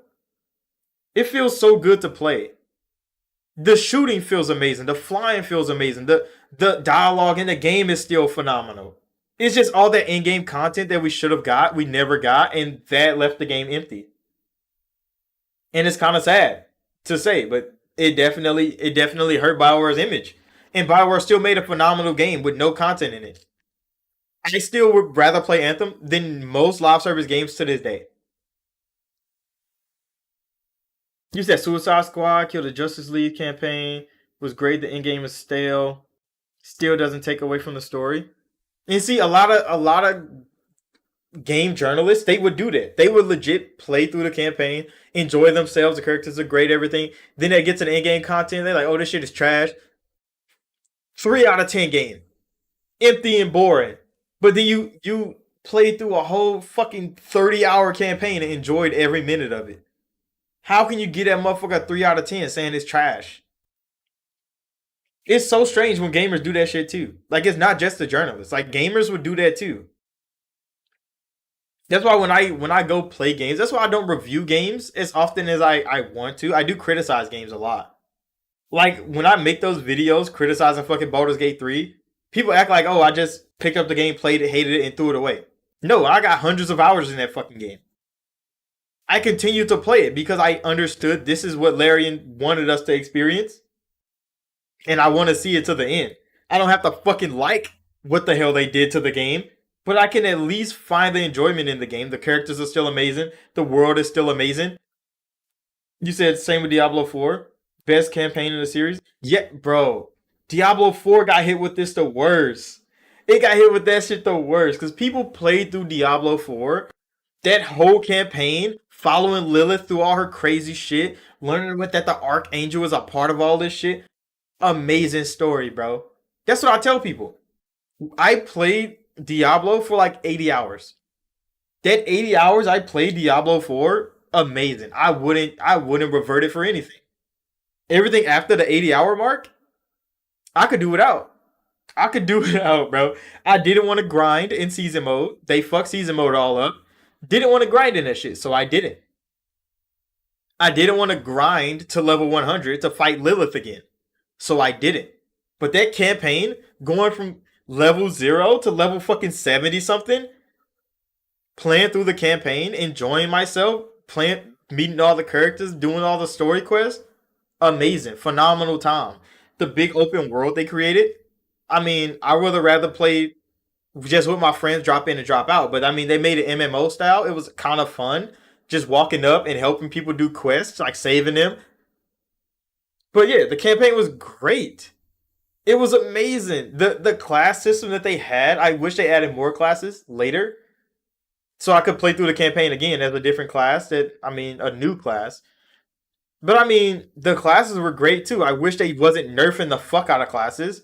That what made people hate Diablo 4 too. Because they would go in, they would see all these builds online. Oh, people are making fucking Warbear builds where they one-shotting. And they would nerf the fuck out of people's characters. Blizzard, this is not a multiplayer game, bro. Stop doing that shit. It's dumb.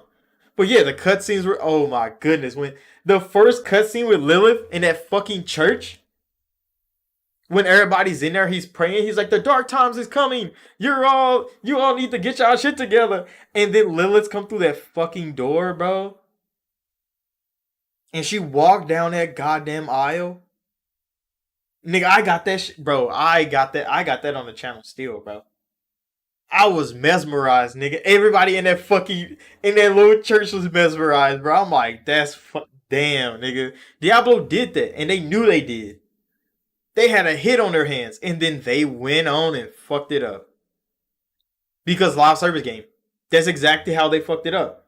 Because live service game. It could have been Diablo 3 all over again. Diablo 3 was an accidental live service game. Because adventure mode and season mode just kept fucking going on. They added the fucking rifts. They kept adding more fucking what do you call it? More difficulties. When I played through that game, Master 5 was the max difficulty. When I played through the game again, Torment 6 was the max difficulty. The last time I played Diablo 3, Torment goes up to like fucking 17 or some shit. It's like something crazy. That became an accidental live service game. And that's why Diablo 3 was successful. Diablo 4, a forced live service game. And it failed. And they're wondering, where did we go wrong? You forced the wrong shit. Diablo 3 had how many expansions? They got new class. They got new story. We ain't got no new story yet for Diablo 4, bro. I mean, the adventure mode stories, I hope they're good for people that grind through the random redo content to get to the next story quest. But I'm not doing that shit, bro. I want real campaign. Nigga. I want the next part of Lilith's story with motherfucking Mephisto ass. An old girl that took the little Mephisto thing and she left. I want to see that shit. Where the fuck is the rest of the story at? That's all I care about. That's the same thing that happened to Anthem. We wanted the rest of that story and we'll never get it. We'll never get it. It's kind of crazy. You see now that Blizzard has a new owner, the games won't be live service. I think they still will make live service games because Blizzard has been peak at live service games. The thing is, Blizzard trying to make live service games that are overly monetizable is the problem.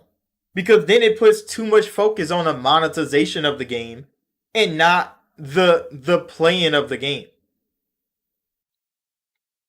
Because they would make a game like, remember, World of Warcraft is Blizzard.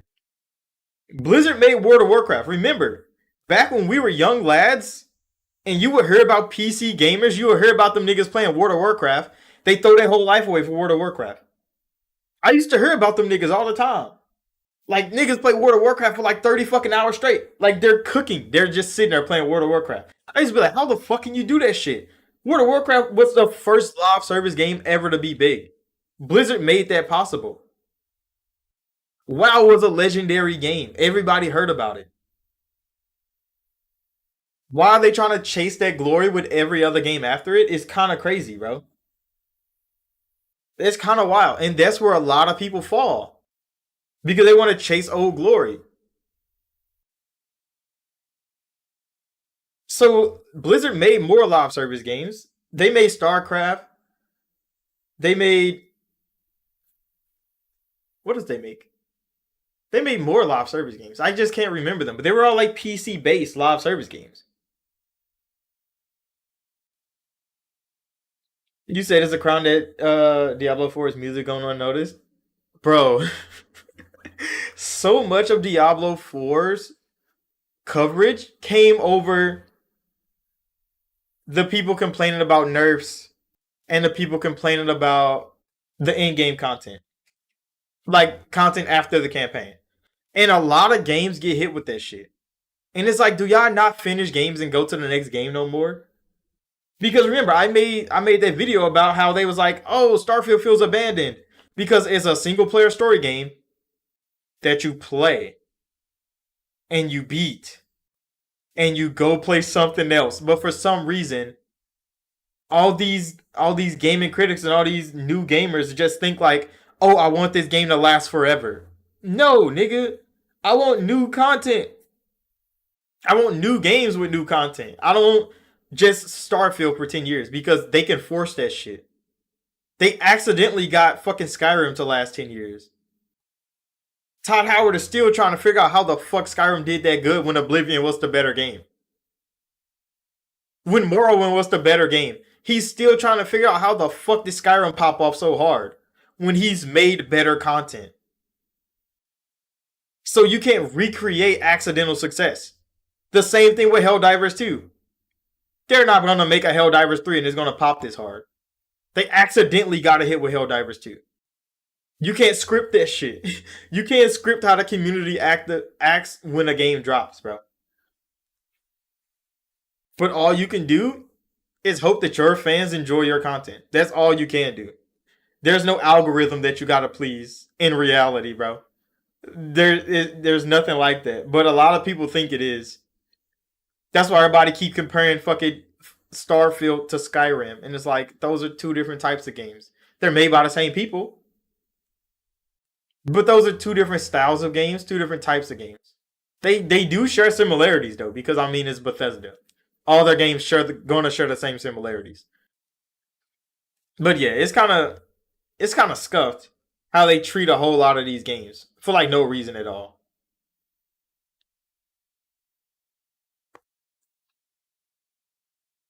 You said, have you gotten a unique starting point in Starfield yet? What you mean, like New Game Plus? I only went through New Game Plus twice. Only New Game Plus 2 times.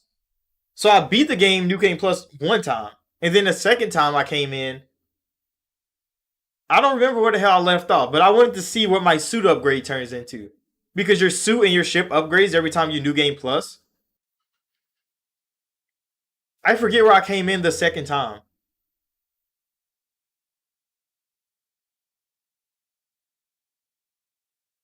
You said you just jump back into Fallout 4 and it feels nothing like Starfield? Yeah, and a lot of people don't understand that. Because some people, the thought of a game stays with them longer than the actual fucking game. So then when you go play Starfield, you feel like, oh, I've played this type of game before, because you have. It's a Bethesda game. But then you go play the old Bethesda game you think it feels like, and it feels nothing like it. But let the fucking critics online tell you, like, oh, it's exactly like Fallout 4 with a splash of Skyrim in space. It's nothing like those. Nothing like those. It probably looks and plays like them because if you can watch it, you see Bethesda. Because that's the type of game Bethesda makes. But if you go play Fallout 4, which I don't like, by the way, like the fuck out of Starfield, didn't like Fallout 4, love the fuck out of Skyrim, still think Oblivion was a better game, you can't really say that online and people believe you. Because they're like, nah, it's all the same. You don't play games. That's exactly what I think. Like, when people say shit like that, they don't play games. You say all kid constellations, your own main character as a companion. All constellations dead at the start.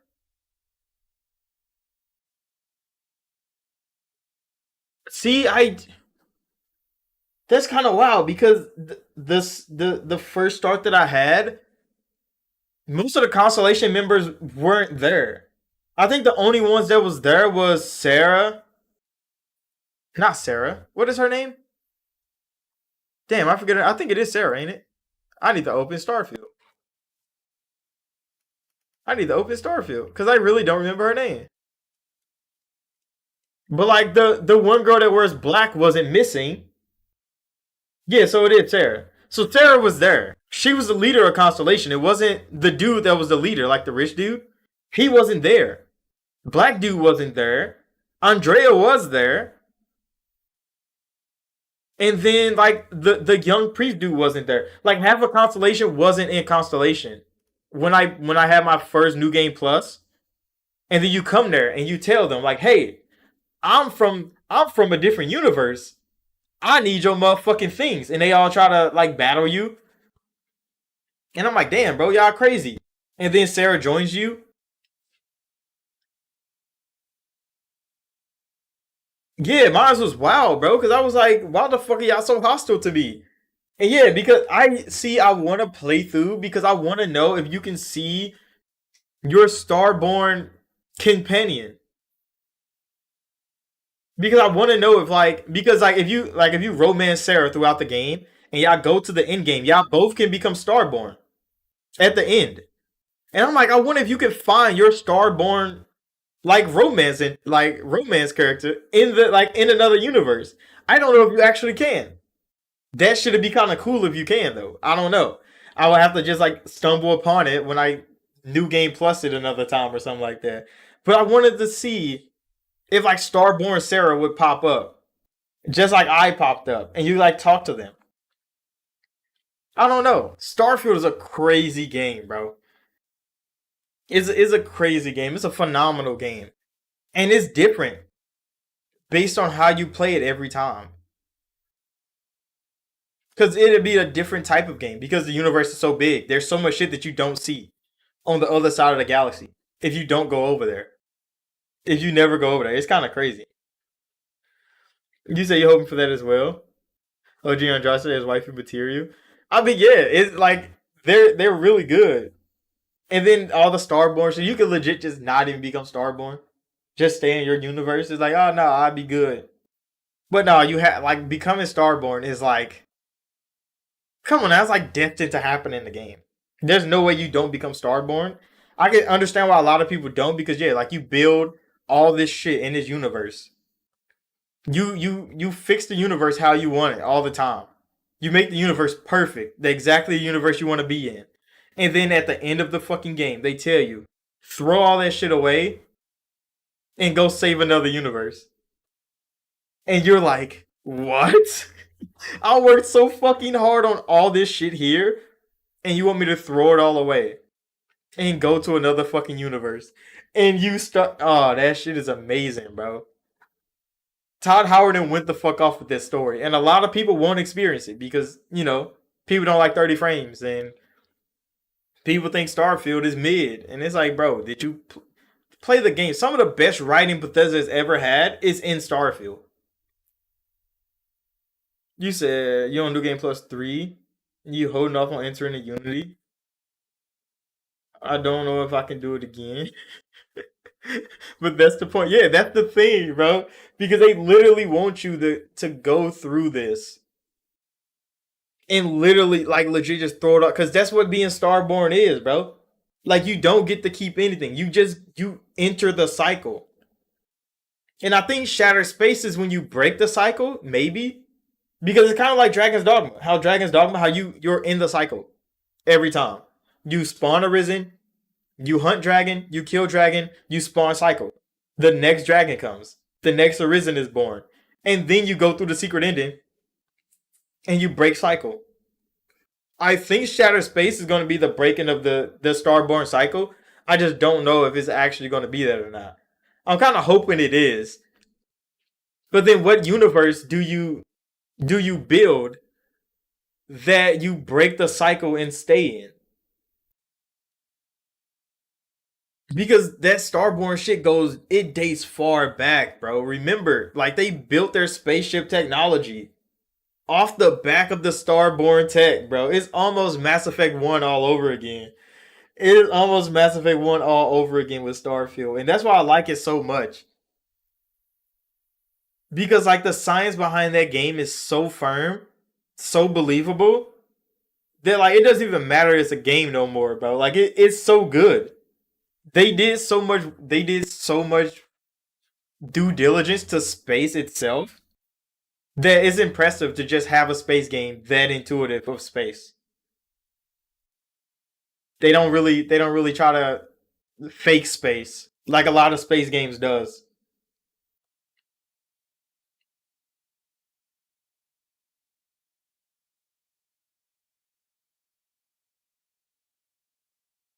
You said, were you? Oh yeah, bro, that fucking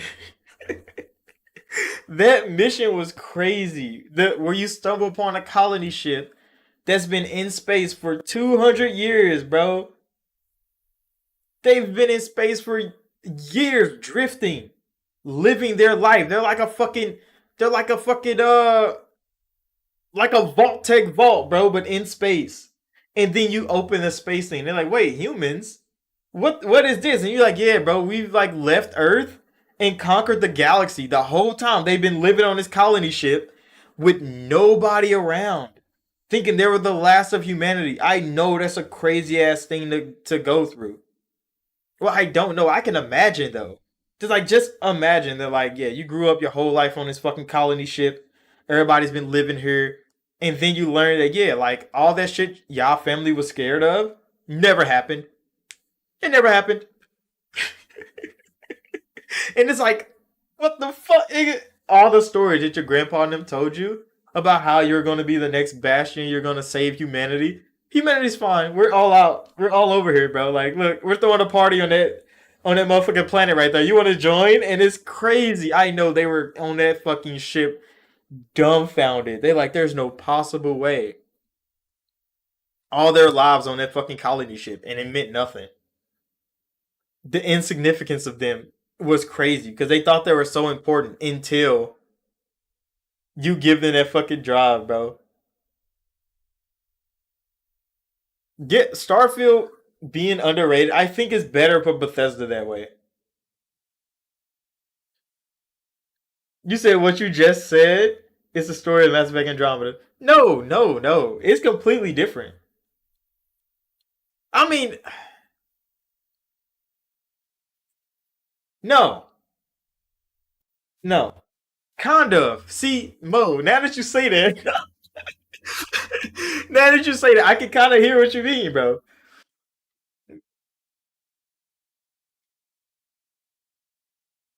You said, yeah, they went out there, yeah. Which, I mean, the Reapers actually did kill everybody, though. No, not everybody. They killed all. The Reapers did their fucking job, bro. The Reapers did their goddamn job. Oh my gosh, bro. How many homeworlds were destroyed by the Reapers, bro? All the settled systems were fucked. All the settled systems were fucked at the end of Mass Effect 3. If you don't do blue light, red light, green light at the end of fucking Mass Effect 3, the Reapers win, bro. You said false alarm. It wasn't false alarm. That shit was real. That shit was real. See, the Earth's atmosphere rupturing and them building the colony ship to like get away from that to go to New Earth. I kind of understand. But then like humanity, they all branched out. Everybody fled Earth because they thought everybody was going to die and they were going to be the last people. But everybody ended up getting on the ship and leaving Earth as well. The ship going to Andromeda was was in case they lost the war. And then they were making the big Citadel type thing was going to be a mass relay that could shoot them back to the Milky Way once they finished it to see if people lived or died. Because they were going to connect those things. Because the Geth were working on a telescope that could see the Andromeda. See, there's a whole lot of underlying things in Mass Effect Andromeda and like Mass Effect 3 that kind of like pairs them together so well. And if you're not a BioWare super fan, you kind of ignored all that shit. Well, you kind of probably didn't hear about it. But they were planning that shit long before the Reapers came. Because they knew, like, if we lost, we would need people to survive, to come back, to beat the Reapers the next time around. Because of the whole Reaper cycle. That they knew when the Reapers won, they were going to leave the technology. So if the humans, the Solarians, the Asari, they can all just come back to the Milky Way after the Reapers won, they could pick all that back up and then kill the Reapers the next time around. You said, would you be mad if you were on the Nexus? You traveled 600 years back to Earth with nothing? Had it changed at all? See, I don't think I would. Because y'all would have built the bridge between two galaxies. That was the whole plan for the Nexus. It was supposed to be the bridge between 600 light years of space. They were going to build that bridge. So you would have lived your whole life on the Nexus building that bridge. And if you succeeded in your lifetime or your grandkids' lifetime, once that bridge was done, you get a statue, my nigga. Like you're going up in the Raptors, bro. They're retiring your jersey because you did your job.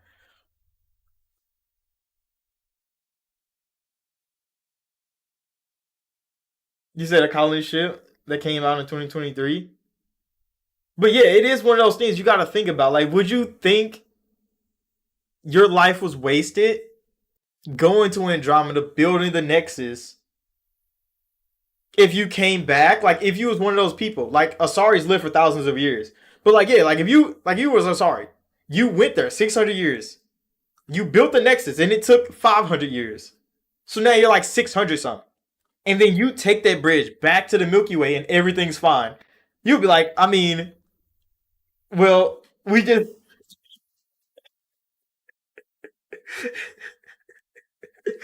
it would be one of those things. It'd be like, damn, bro, did we really need the Nexus then? But then the Nexus still would be a great thing to have because then they can travel to Andromeda, colonize that galaxy, find new resources, find new materials, find new life, and then build a completely new galactic civilization bigger than the Reapers would have thought existed. So I mean, I kind of see what you mean there, Mo. I kind of see what you mean there. I mean, I don't know. From the human side of it, yeah, it'd probably sound an insignificant time. Like you just wasted my fucking time. I could have been in the Milky Way, still jigging and chilling with my Omnitrix and my motherfucking uh Omni tools and shit. But nah, you had to go scavenge and live on motherfucking Nexus to build this bridge that nobody needed. I kind of understand that. I could see that for sure. But there is some races that live longer than others. So like the Solarians would be dead, the humans would be dead. It'd just be the Krogans, the Asari, the Hanar. They have to still be alive, kicking. But it's kind of like Javik. Remember, Javik woke up. You wake this nigga up if you bought that DLC anyway. And he's the only Prothean in the whole fucking galaxy, bro. That mean when he went to sleep, he expected more of him to wake up. So when he came back, he was expecting Protheans to be everywhere. Because he's like, okay, we all go to sleep and we all wake up. And there's going to be some Protheans around and we can just, rebuild where we left off. I think that'd be crazier than coming back and seeing humanity didn't lose. Or seeing the galaxy was still the same. I think I'd come back and I'd be fucking dumbfounded if all of humans were gone. And you're the last one. And you're like, what the fuck do I do now, nigga? There's no more human. Nigga, there's synthetics everywhere. Or the Yag being the smartest in the galaxy now. Like, that should be crazy. You said, have I watched the movie Pandorium? I don't think I have.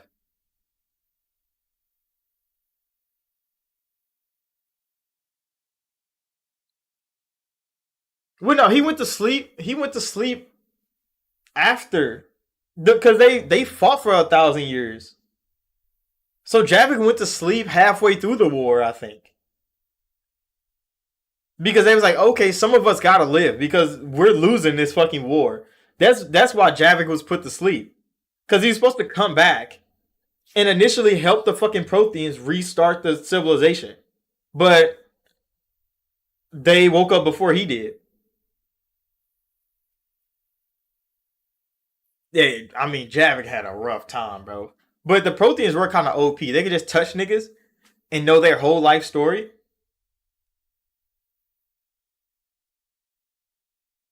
You said it's kind of related to what us two are talking about. Talking about the Mass Effect thing, the little theories. I'm gonna have to look that up for sure. Definitely got to look that up for sure.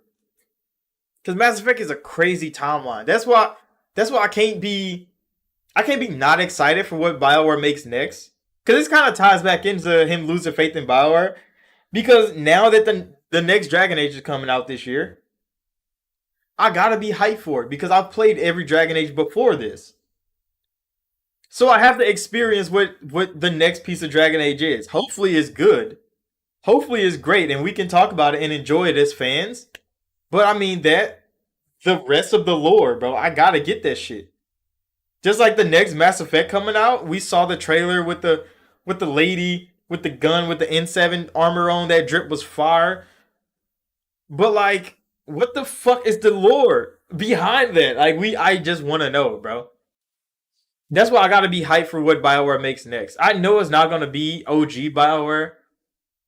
It's definitely not gonna be these OGs. But if we can at least get a good enough fucking game out of them, I'd be happy with that. Just a game the fans can actually enjoy. Because Mass Effect Andromeda was enjoyable. It's just see, EA is hit or miss. I don't know. They're kind of learning their lesson because remember they last earning call came out and they're dropping the like third party deals, all the third party deals that they were making. I mean, they still got some with Marvel, so they're still making like the Black Panther game and stuff like that.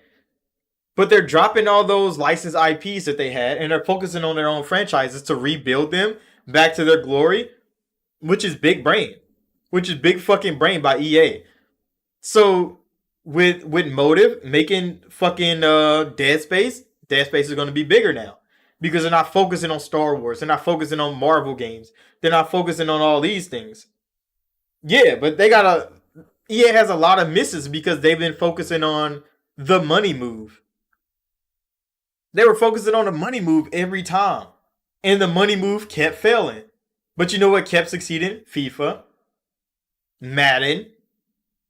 So now they're gonna fall back to making FIFA and Madden, making sure people actually still buy those so they can make money. But then they're gonna have BioWare and them revive the franchises that made them so good. So if they can revive BioWare by making Mass Effect a great fucking game again, by making Dragon Age a great fucking game again, the fans are gonna be happy with that.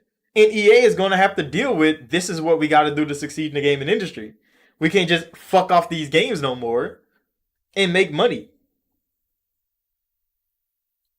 You said the college sports games coming back? Yeah, I still want to see more about that though. The same thing with boxing. Like Esports Boxing Club came out, is in early access on PC. It is still a rough game. It's been early access for like a year and a half. It's still a rough game. Like I don't even want to make content on it because it's not in a state of being showed off. A lot of content creators do that want a really good boxing game. They're praying for this game to get better every day. But Esports Boxing Club is actually scuffed. It's a scuffed game, and it's like $30.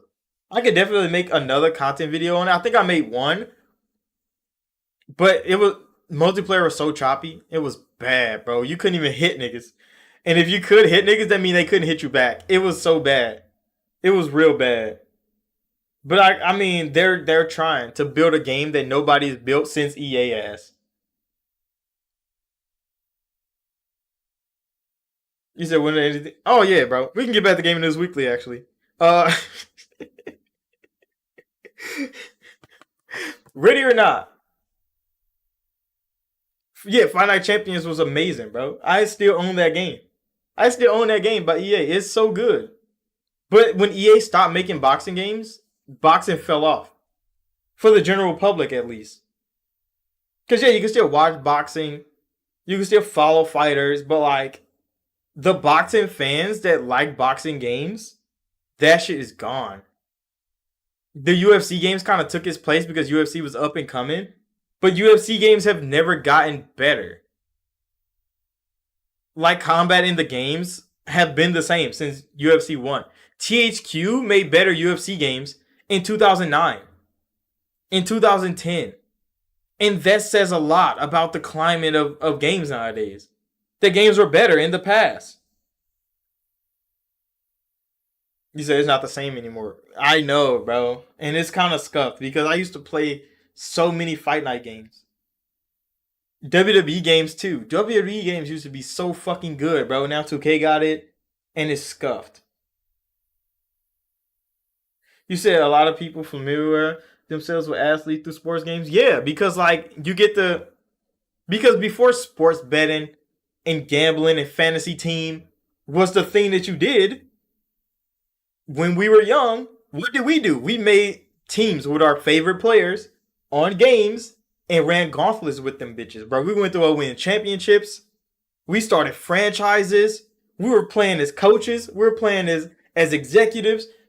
We were getting into the sports caliber life, and now, you know, now we got FanDuel. Now we got freaking Fantasy Club, and it's like, bro, that this is all, dude. We would used to real deal be in the game, bro. We used to really learn things.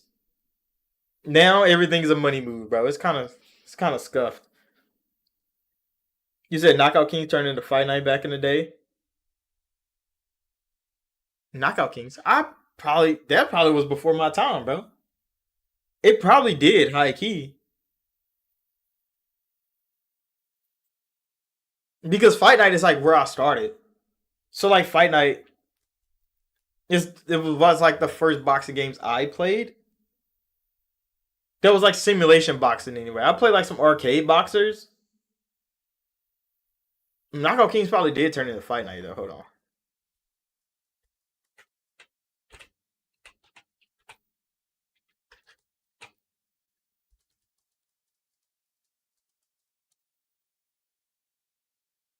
Because it would make sense. Because they have to get the groundwork from somewhere. Because EA just took over.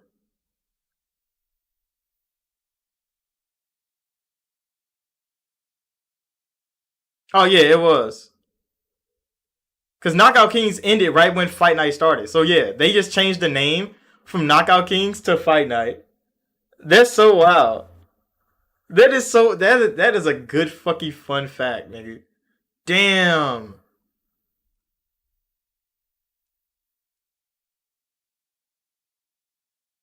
Cause then Fight Night started. Then Fight Night round two. So yeah, Knockout Kings literally just changed to Fight Night. Fight Night just sounded like a better name to market to kids. But to market in general. Because when I heard Knockout King, I mean we used to do that in the hood as little kids, or you'll run around and just hit somebody for no reason. We used to just be hoodlums. That it wasn't a good thing to do. But when you play Knockout King, you and your friends, y'all get together, y'all get in the gang, and y'all walk around random parts of the city, and you'll see a random person, and you'll tell a random one of your friends, go knock their ass out. And then they got to run over there and they got to hit their ass real hard, and they got to try to knock them out in one punch. It was a badass thing we did as kids, but like, it was something that we did. It wasn't good. I know that now, but as a young person, Knockout King was actually a really good time, and it taught niggas how to fight. It taught niggas how to fight. I swear. But yeah, that was kind of dramatic. But yeah, Ready or Not. You know that the tactical shooter Ready or Not is based on kind of the old Rainbow Six games where you like kick in doors, you take hostages. I mean, you protect hostages, you like arrest assailants just taking over people's houses and stuff like that. Ready or Not is a tactical game exactly like that. It's kind of a SWAT game, and their development studio got hit with one of the biggest hacks in gaming history. They lost the source code to Ready or Not.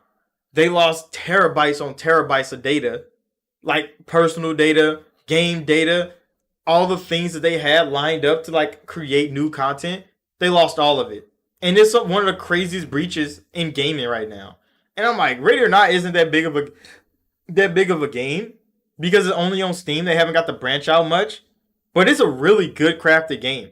It's a really fun game. It's kind of strict though. Like, you got to play that with some good friends that listen, that communicate. Because kicking in doors and taking down people in SWAT style, that's just hard. That's just real hard. Some games made it look easy. The old Rainbow Six made it real easy. Nah, bro, that's just difficult. That's just they made it as real as possible. And them getting hacked like that and getting their source code stolen is one of the craziest things I ever seen. You said Rainbow Six Las Vegas too? That shit was phenomenal, bro. That look, I have. Do I have it? I think I have it. Hold on. Oh shit. Oh shit. I think I got it. I still got that motherfucker right here, bro. I still got my Vegas, bro. That shit's crazy. That shit's good, bro. I still got that, huh? That Rainbow Six, that shit's good. It's unmatched. It's one of the most unmatched like tactical shooters out there. The repelling, the like stealth quest mission thing that you do, going in loud, going in silent. 10 out of 10 games. I don't know how Ubisoft fumbled. I can't tell you how Ubisoft fumbled so many good IPs. It has to be the consumer practices, bro. Because I don't understand how Rainbow Six Vegas was so good. And then the next thing we get is Siege, which Siege is fine. It's the more the PvP competitive. But then the next kind of story game in the Rainbow Six universe is kind of like Ghost fucking Recon. And I'm like, what? We had real deal tactical games back then, bro. And now all we got is Ghost Recon Wildlands, Ghost Recon Breakpoint. You said they marketed Rainbow Six Extraction wrong. Probably the worst marketing in the game. Oh, it definitely was good. You said it should have been real time XCOM, bro. Rainbow Six Extraction was really good, but they wanted to like boost off of Rainbow Six Siege's popularity, and that's why they marketed it the way that they did. Because they didn't want to try to start from the ground up with an extraction game. Because they was scared that they wouldn't make any money. So they wanted to make money off microtransactions and motherfucking like, familiarity. Damn, I just butchered that. But yeah, they wanted you to be more familiar with the game when you came in, so you'd be more comfortable with buying shit instead of trying to start something new. And they failed. The game is really good though. It was actually pretty polished. It was fun going through the different missions and having the cycle of different objectives and how they change and how the enemies change. That shit was good, bro. They had a good bag on their hand with that. It's just they fumbled it. They fumbled it by not supporting it well. And yeah, they marketed it horribly.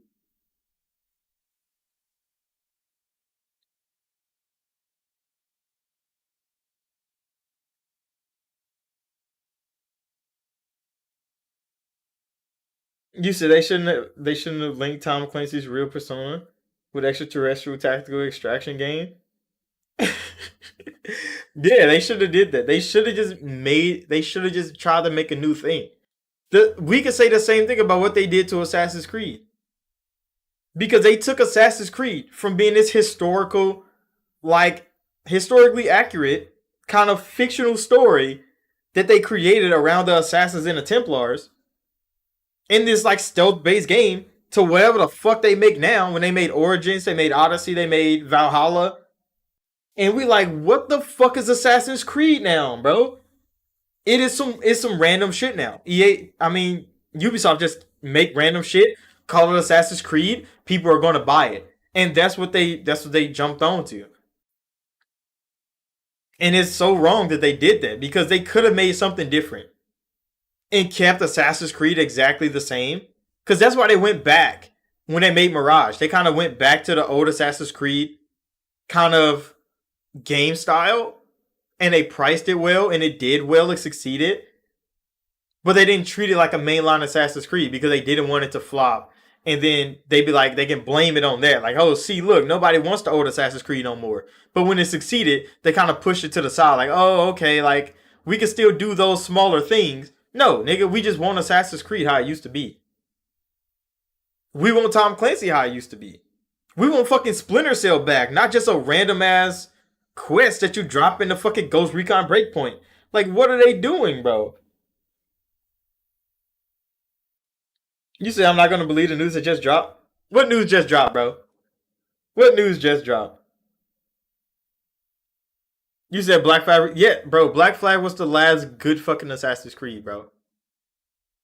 It was the last good Assassin's Creed. Wait, Cool Breeze, what news just dropped?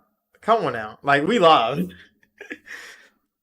Midnight Club getting There's no fucking way it's actually getting a remake. Where did you hear that from? Where did you hear that from? Rockstar is making a driving game. They're gonna bring back street racing, bro. They're gonna bring back street racing. That is phenomenal news. That is phenomenal news. Because Rockstar owned street racing for a long time before they dropped out of it because EA kind of fumbled it. EA definitely kind of fumbled it, and then Rockstar was cooking up.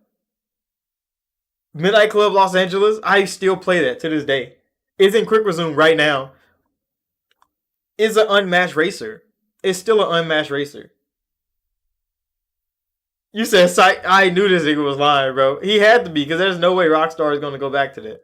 That would have been phenomenal news though, like high key. It would have been phenomenal news because those games are still unmatched. I could go jump into one of those right now. You said, with that being said, Tokyo Extreme Racer is the best street racing game. You said you're down the hill. Tokyo Extreme Racer? What? Hold on, bro. Let me go look up some Tokyo Extreme Racer real quick.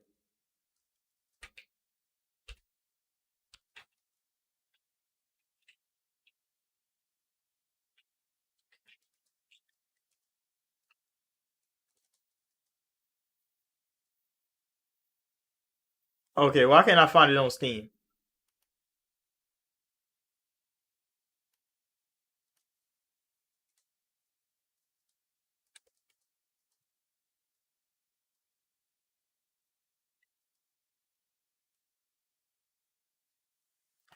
Where can I find this game on Steam, bro?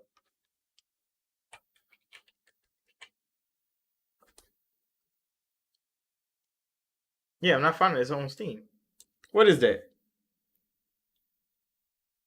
You said to be said the whole OG still hit?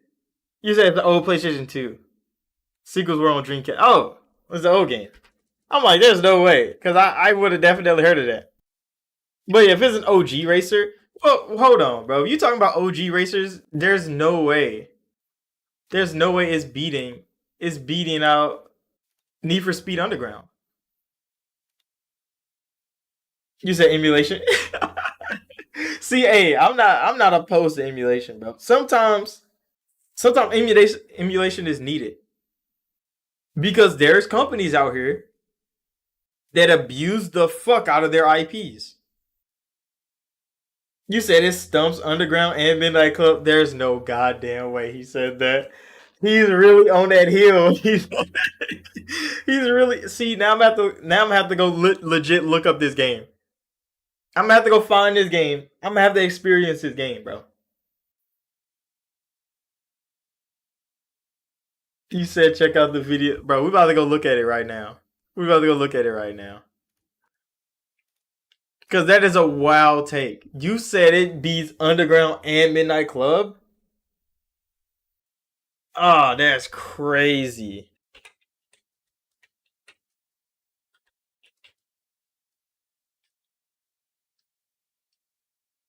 Damn, Tokyo Extreme Racer had how many games? What the fuck? They were cooking up over there. How have I never heard of this? There's some PS2 ones. See, when I was playing Midnight Club at the time.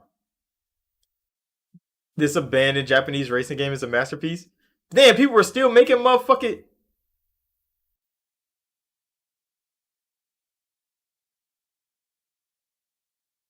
Wait, they made a 2017 version. Hold on, bro.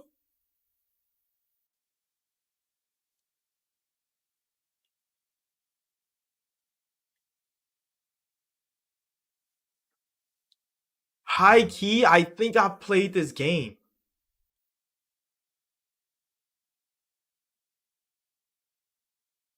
Tokyo Extreme Racer Zero, I think I played this game. Hold on, bro. We about to watch this bitch. I'm about to put this mud up. I swear, I think I heard that fucking music before. Hold on. I'm about to put this mud up. On screen. Where's my headset at?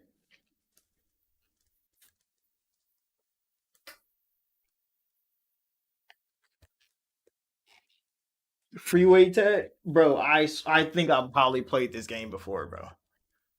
I got a feeling I might have played this before.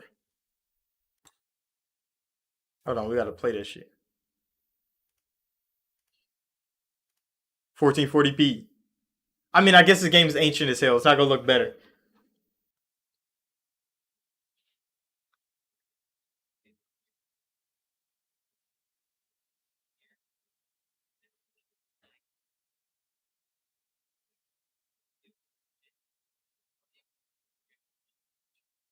Why is it so anime, bro?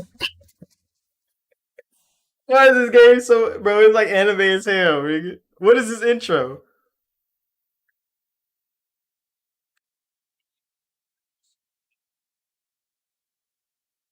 I swear I've heard of this.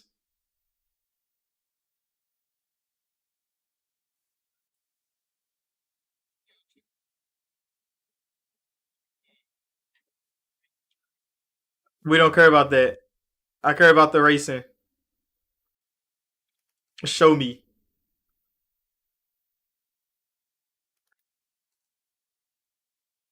This motherfucker look kind of good, bro. What is he running this on?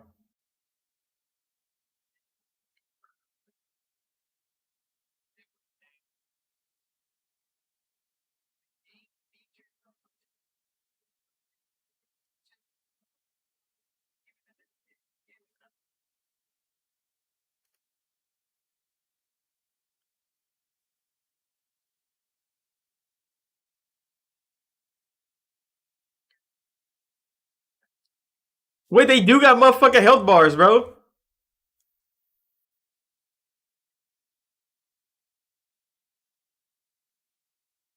Was that a game mode?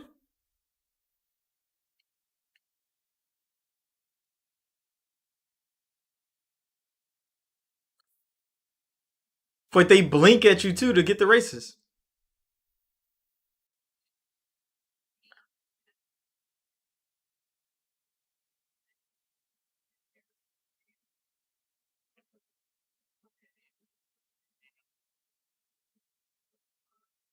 This nigga's going 260.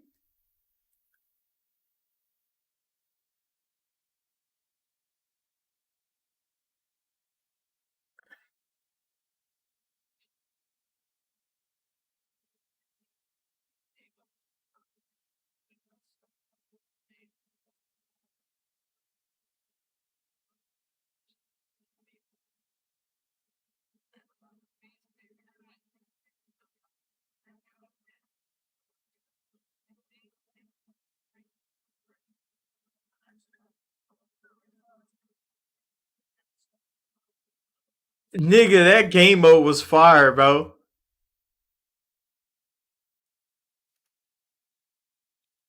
This game mode right here is so fire. Like 1v1, keep away. The That's just so far.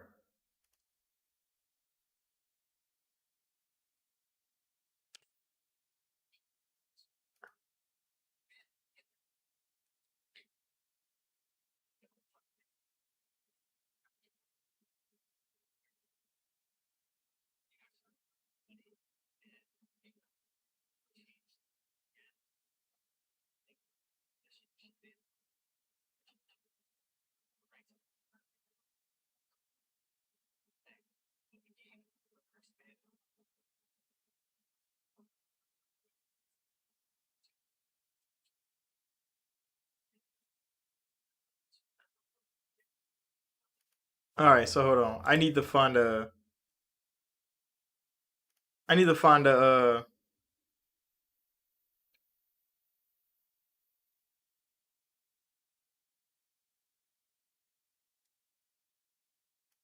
I want to see somebody beat the motherfucking Wanderers, bro.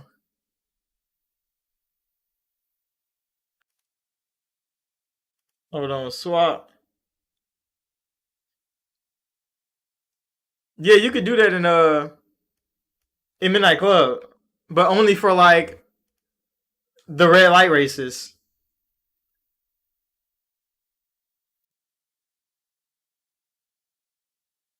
But he can't drive though. Why is he hitting the guardrails?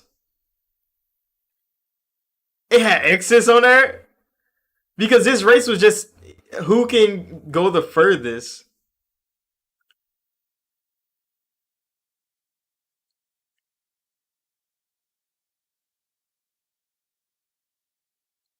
And it's crazy that there's no traffic. You said Forza Horizon 4, Midnight Club LA, Forza Horizon 2, Forza Horizon 5, Forza Horizon 3, Need for Speed Underground 2, and Split Second. There's a whole lot of Forza Horizons on there. I'm so surprised. Cause I would have had like Driver on there. I would have had Test Drive Unlimited 2. Split Second was really good. I would have had Burnout on there. You said Juice was alright. There would have been quite a bit of other races I had on there. But I mean, Forza Horizon is like the most polished fucking racing games out there. And Forza Horizon always looks so fucking good too. But yeah, I would have probably had Burnout on there.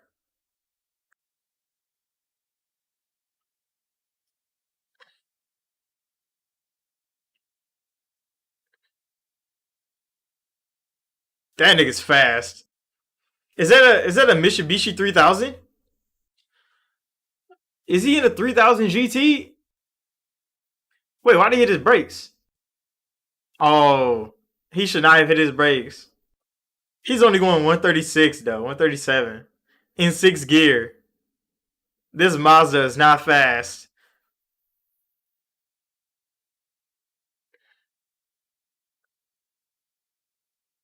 He is sliding these hoes though.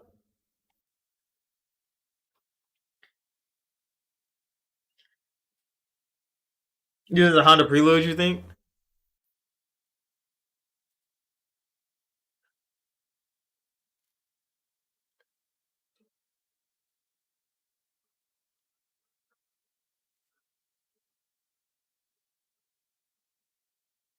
Yeah, Paradise. Yeah, I play Paradise. They remastered Paradise too.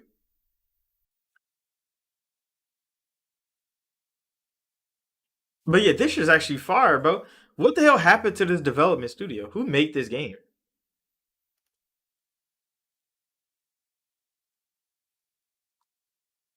Because there's so many dead franchises on these games, bro. On these consoles is crazy. PlayStation alone. See, I used to play on PlayStation all the way up until the 360. I was on PlayStation 1, PlayStation 2. My cousin had PlayStation 3s. My little brother had PSPs, PSP Goes. And then we got 360, bro. I got a 360 Elite and I was on Xbox. But like PlayStation got so many games that I remember from back in the day that are just gone now, bro. And I'm like, PlayStation, where's all these games at? And it's because some of these gaming companies just died out. And those IPs are just dead in the water. That's why emulation is the only way to play some of these games. And it's kind of sad to say that. Because nobody owns these IPs no more. So how do you go play Tokyo Extreme Racing? If nobody owns the IP anymore. If it's just a dead game. And then they be upset that you go emulate it. Get the fuck out of here, bro. That is a crazy thing, bro. It's just selfish. It's selfishness of the gaming community.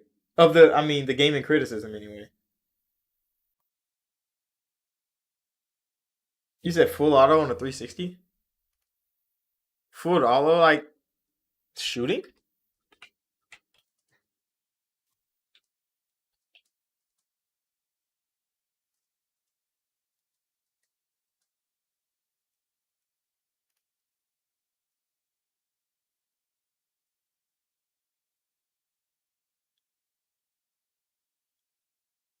You said you had a PS1. You went the N64 Saturn route.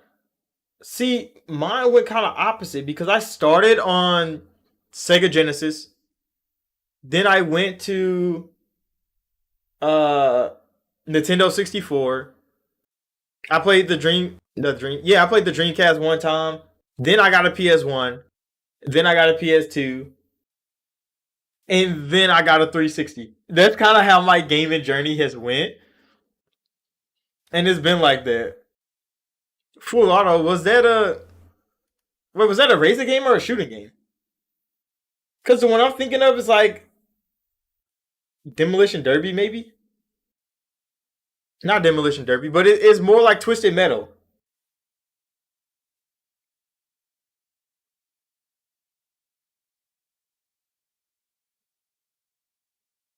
You said both racing and shooting, it was car combat. So it is like Twisted Metal. I'm gonna look it. Hold on.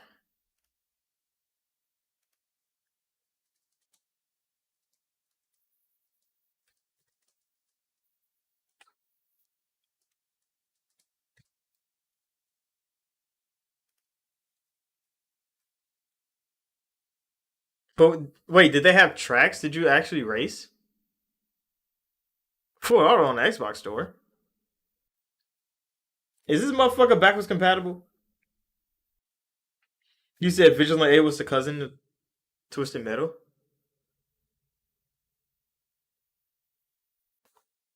$360. The demo is free. Can I download the demo? Who owns this IP, Xbox?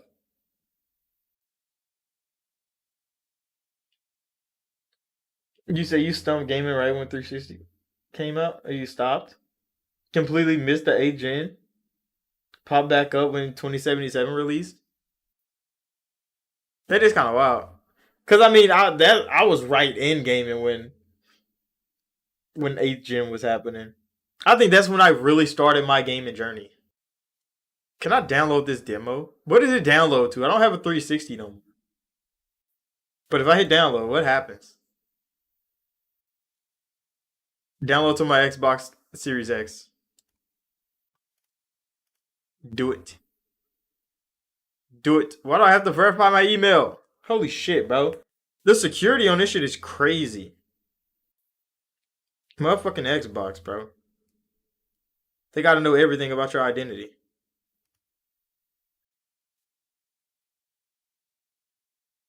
Yeah, I'm trying to download the demo to see if they give it to me. To see if they give it to me on Series X.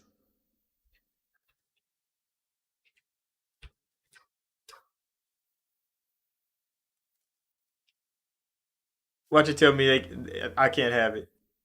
Give me. Give me demo. Oh, I can't. It only goes to the 360. This some bullshit. Who made this game? Who owns this game, Xbox? I want to know. Fucking Sega? Sega owns Full Auto. Where the hell is it? Sega owns the game, bro. It's Sega's IP. Sega, bring it back. It's crazy how many of like the games from back in the day would probably be a fucking hit nowadays. Like Twisted Metal should probably come back. I know Sony kind of fumbled with the TV show, but Twisted Metal the game could definitely come back and do some work. Dev Jam 5 from New York, unmatched. See, the thing about Dev Jam now is I don't think the artists in the industry right now would want to be in a Dev Jam game. Back in the day, they probably was like, I mean, it's publicity, bro. Just put us in a game. I was beating the shit out of each other. It was cool, but now everybody think they're too popular for this, too popular for that. Licensing is everything nowadays, and it's so dumb that copyright and licensing is ruining games. You said the Wu Tang fighting game was lit. I mean, yeah, I heard it actually was pretty good, but Dev Jam was an unmatched. It was an unmatched IP, and I think it's dead now because everybody want a piece of it. Like, imagine having Drake and them in a Def Jam game. That'd be crazy. Wayne them, Eminem, but now everybody too famous to be in a fighting game, beating each other up. Just like Floyd never going into in a boxing game. And since his ass never wanted to be in a boxing game, it kind of killed boxing. Because everybody would want to be like, okay, every fighter is here except Floyd Mayweather. Because he said he never lost, so he never want to be in a game. Because if he lose in a game, it'll ruin his record. Bro, Floyd, what are you talking about, bro? That made me not like Floyd, even though Floyd is a great boxer. It made me not like him when he said, I don't lose in real life, so I'm not losing in the game. And I'm like, you fucking bitch, bro. Because everybody would have beat Floyd ass in the game. Everybody would have went to the game. Floyd Mayweather, I'm beating the shit out of him. And he was like, I'm not allowing it. So everybody made custom Floyds on Fight Night. They would make a custom character Floyd and put him on the fucking on the little page you could download custom fighters. Everybody downloaded custom Floyd to beat the shit out of him because he didn't want to be in the game. Because he's like, no, I don't lose. So I'm not losing in real life. I'm not losing in the game. And his ass still not in the boxing game to this day. Because guess what? This nigga don't fucking lose. Ah, Floyd, bro, you ruined boxing. He ruined boxing with that shit. Yeah, that's why everybody character created Floyd. They're like, yeah, we gonna make Floyd, bro, put him on the public little thing. Everybody download him and beat his ass, bro. Everybody just put him in a ring, beat the dog shit out of him. Because he don't lose in real life. Come on now, Floyd, bro. It's the game for the fans. And he was like, fuck the fans, nigga. They gonna make me lose. The fans are gonna make me lose. And that nigga never wanted to lose. And he's still 51 and 0. That nigga still never lost. I can't be mad at him. He's the greatest boxer to ever box now. It's crazy. But he never been in a fucking game. So I never got to put hands on Floyd Mayweather, bro. Except custom character Floyd. Which, it's so bad, bro. But it's alright. It's all good. And I think that's why a whole lot of like licensed games are kind of dead now. Because Fight Night cooked. Because I think like new age boxers now, I don't think a lot of them would want to be in the game. Not all the big names anyway. Because they probably think they're too good for it. Like, oh, come on now. You can't pay me enough to put me in the game. And everybody think like, oh, they could do their own thing. That's why Esports Boxing Club is having such a hard time. Because they've got a whole lot of good licensed boxers. I don't think they have all the biggest names in Esports Boxing Club yet. But they did get like Tyson Fury and them in there finally. They got Canelo in there finally. They got the Bronze Bomber in there finally. You said Ryan Garcia and Devin Haney just fought last night, which was oh my goodness. I could not have foreseen Devin Haney versus fucking Ryan Garcia like it happened last night. That shit was fucking crazy. You said you just searched up Vigilante and Vigilante 8? And check this out. It dropped like what? I can't see. You said it dropped 10 years ago. That's fucking crazy, bro. The way Tom be moving is outrageous. But Devin Haney got his ass beat on yesterday. I wasn't expecting it, but Ryan was so cool. Bro, this nigga Ryan was so just nonchalant about this fight. He just knew he was going to win. I don't know what day he woke up and he just was like, yeah, I'm just going to beat the fuck out this nigga. I'm not going to do... I'm barely practice. That nigga didn't make weight. He did not care about none of that because he was just going to get in that ring and beat the shit out of Devin Haney. And he definitely did that. He didn't take nothing serious, bro. Even after they talked to him at the press conference, he still did not care. He's like, yeah, I'm going to just, go fight some more motherfuckers, bro. I'm going to just do my thing. He didn't want the belt. He's like, fuck the belt. I'm not making weight. Just let me in a ring with him. He beat boy's ass. It was crazy. You said, did you see him listen to classical music in his room? He was listening to Mexican music. He was dancing to like some Mexican music in his room. While handing him over there doing pad work. Getting psyched up, getting ready for the fight. It's not like Devin Haney was doing bad. It's just like Ryan Garcia looked better in every fucking way. He was hitting harder. He was landing better. I was surprised the fight went that long, bro. How the fuck did it get to 12 rounds to decision? I don't understand. That is hard to believe. If you watch that fight round for round, there's no fucking way that Ryan Garcia doesn't finish that fight. It says a lot that Devin Haney got the fuck back up, but I think they let him get back up more times than they should have. I think Devin Haney got fucked up in that fight.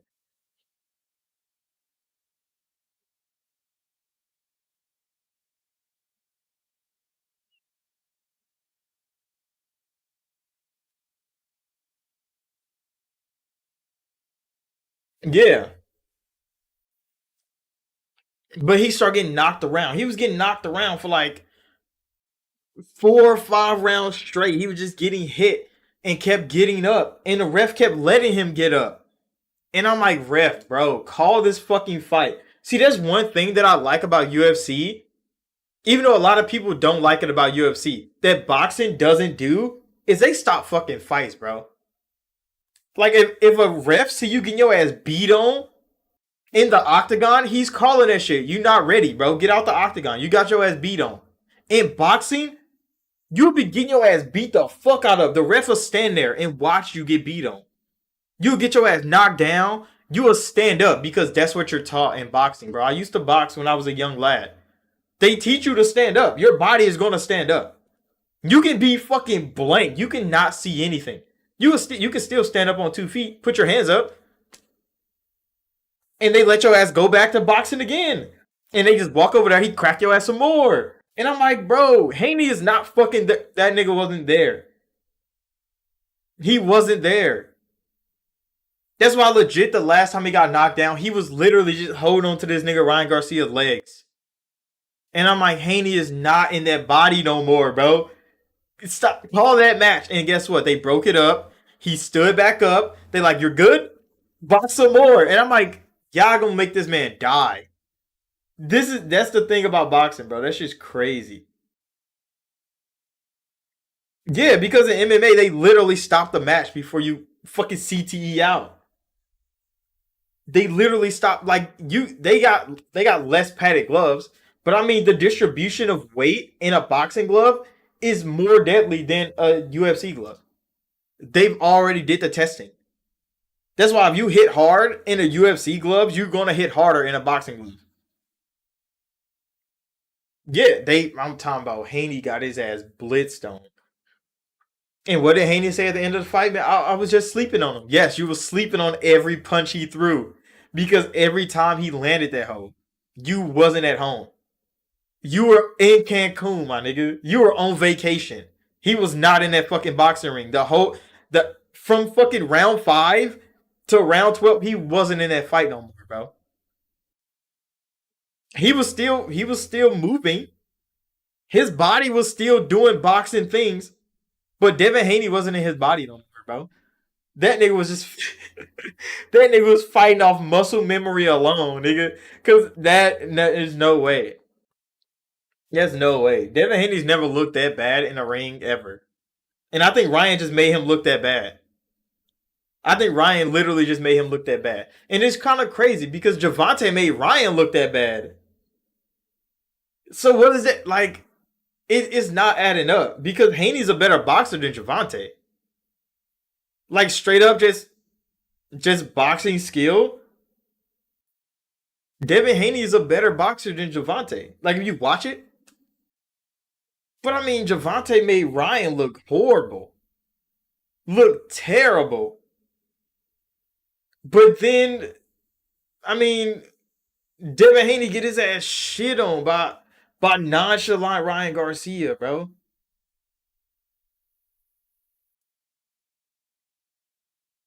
You said boxing is sort of akin to the Roman days in the Coliseum with the lions. No, I think there's more of. I mean, I guess it is like that because it's MMA is a lot safer. Sometimes because I mean you can still catch a flying knee, a head kick, but like in boxing, you literally be getting punched on, and they indoctrinate you to hit niggas in the brain. You should not be hitting niggas in the brain that much. But I mean, in MMA, there's more leg kicks and body kicks, and like choking or scrambling. There's leg locks, there's arm locks. In boxing, you literally punch niggas in the head until they stop moving. That is literally what you're taught in boxing.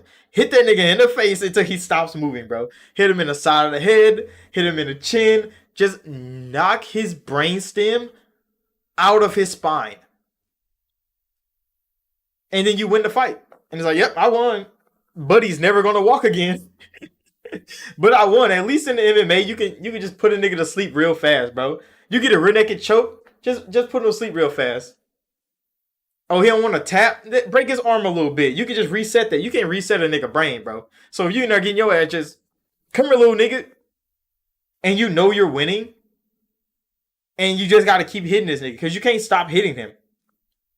Even when you're winning. Like, Ryan Garcia was winning so easily. It's like, I gotta keep hitting this nigga, bro. Like, you can't not keep hitting him because you have to finish the fight. You said you can get knocked out 3 times in a match and still.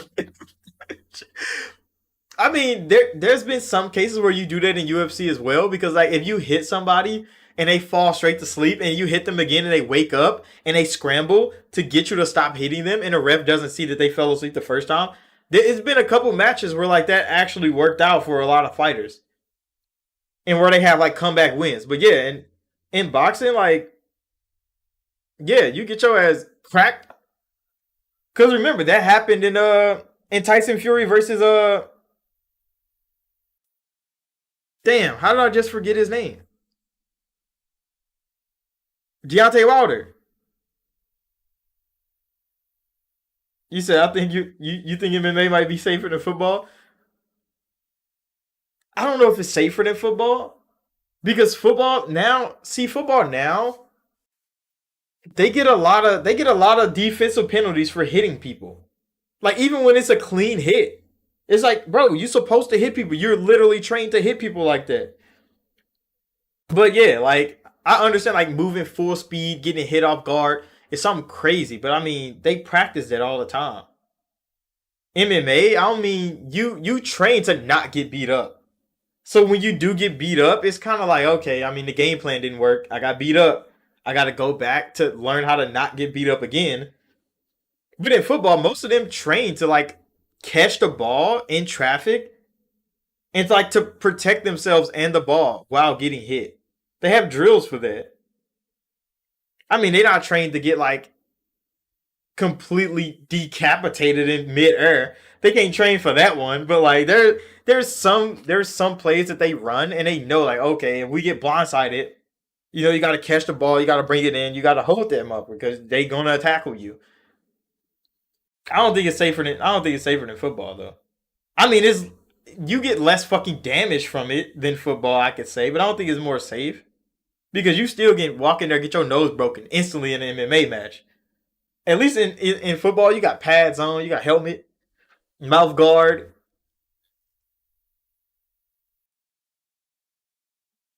You say you got to go watch someone inflicting violence on someone for entertainment. In bad Coliseum, people watch lions inflict violence on people for entertainment. It's obviously one deadlier. I mean, yeah, I understand that. I understand that, but yeah, it's one of those things, bro. I'm one of those people that enjoy partaking in violence, but like sometimes like you can see when there's too much violence going on. They should have called that Devin Haney match fucking rounds in, like at least like round seven. Round seven, they should have called the fuck out that match. They like, come on now, bro, that nigga's gone. That nigga's gone. There's a couple matches where people be like, oh, there's premature calling. Like hell no, bro. The refs see niggas beat. You were sitting on the sideline enjoying somebody getting this shit beat out of them. The refs is in there literally watching, like, bro, you're dead, bro. You're dead. And they call that shit. They got to. There's a couple fighters that be like, damn, bro, I probably could have fought back from that. No, the fuck you couldn't, nigga. I was watching you get your ass beat on. You ain't coming back. You probably wanted to, in your heart of hearts. Every fighter say they rather die in the ring than just lose. They rather get knocked out than tap out. And I'm like, I mean, yeah, you gotta have that heart. You gotta have that warrior spirit. But then niggas actually die in that ring. Niggas get their whole lives ended in there. And it's like, I mean, that's what you train for. That's what you fighting for. And it's kind of wild. That's why I had to back up. I'm like, okay, bro, I just wanna be a good hand thrower. That's it. I like to throw hands. And I threw some good hands for a while. And then I was like, okay, bro, I'm done throwing good hands. I have no enemies now. They're all gone. They're all gone. I ain't got no enemies now. I can retire. And that's good. But a lot of niggas can't stop. See that nigga Mike Tyson? That nigga can't stop, bro. He like I'm about to BJ plus. But the bro. See, it's gonna be wild seeing Mike Tyson as fight again. This nigga's like 60. You say you don't watch boxing anymore? You used to for years and years. Yeah, I mean, boxing hasn't been watchable actually for years and years. There hasn't been many boxing matches in the past couple years that has been worth watching. Like Deontay Wilder versus Tyson Fury, the first one, phenomenal. That was a peak boxing match. Lovely. Every one of them after that, come on now, bro. What are we doing here? What are we doing here? After the second one, I'm definitely was like, there shouldn't be a third one. They got a third one. It was a brawl. It was kind of cool. It was all right. But it still was like, what are we doing here? The first one, masterpiece of a match, bro. You couldn't write a script any better than that. Freaking Ryan Garcia versus Javante. That was a good fucking fight. That was a great matchup. It was great. It looked good. Devin Haney versus Ryan Garcia was a great match. It was worth a watch. I wish they stopped it. I wish they gave fucking Ryan Garcia his TKO victory, but Devin Haney ass was just he was just available. That's all. He was just available to keep fighting. He wasn't there fighting, but he was there. He was there in fucking body, not in spirit, nigga. But yeah, there hasn't been many matches. I think there was probably the match where um Canelo fought, what is his name? The guy, he went up in weight class to fight. And he was like, he was punching me in the arm. And I was like, okay. I mean, he kept punching me in the arm. He's like, it's fine, bro. You can punch me in the arm. It's cool. I'm going to just punch you in the face. That fight was pretty good. Because everybody was like, oh, Canelo lost. I mean, he went up in weight to fight him. Of course he was going to fucking lose that. Because he had to learn how much he needed. Canelo was slow as fuck when he went up in weight. But yeah, there hasn't been many memorable matches in boxing in recent years. Not that many. I think I named like four in like the past like 6 years in boxing that I can really like look back to and be like, okay, those were actually really good to watch. Outside of like the random ass YouTube ones, because the YouTube ones had some good fucking matches. Like Salt Poppy versus what the fuck is his name? I think it was one of the phase niggas. They was in there brawling. They had a good match going there. That shit was actually really fucking good. But yeah, like outside of those, it wasn't that many of them. It wasn't that many good boxing matches. That's why YouTube boxing just like came up and they start putting on fucking boxing shows because anybody could do it at that point. Nigga Jake Paul is one of the biggest names in boxing now. What the fuck is he gonna actually do in a ring full of boxers? Not a damn thing. He got some good technique though. He got really good fucking training, but like he's not fighting Devin Haney. He's not fighting Ryan Garcia. He's getting his ass shit on if he fought them. And those would be the kids he should be fighting. He's around their age. I think they're all kind of younger than him. They might be slightly younger than him. But those would be the people he should be fighting. And he's like, nah, nigga, I ain't getting in there. Because Ryan Garcia then would put Jake on his ass. First round KO. Not even trying. Like nonchalant Ryan versus Jake Paul. Jake Paul is getting killed. He's not getting up like Devin Haney was getting up. He's not getting the fuck up. And I think he knows that. That's why he'll stick to fighting just retired old niggas to just make money on the boxing name because he doesn't want to get inflicted like that. He doesn't want to go through what Devin Haney went through last night. He's not doing that shit. But I mean, it's been Gaming News Weekly. I think we talked about everything, didn't we?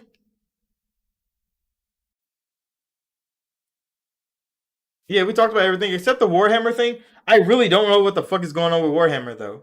Like, can somebody really explain that to me? Because Warhammer, they kind of they kind of made their own community upset by changing some lore from Warhammer to be more inclusive. And I'm like, what? So they went back and they're rewriting Warhammer lore to be more inclusive. And it's like, what the fuck, nigga? The Emperor don't redo anything. What are they doing as a Warhammer community? I don't know who's in charge of Warhammer right now.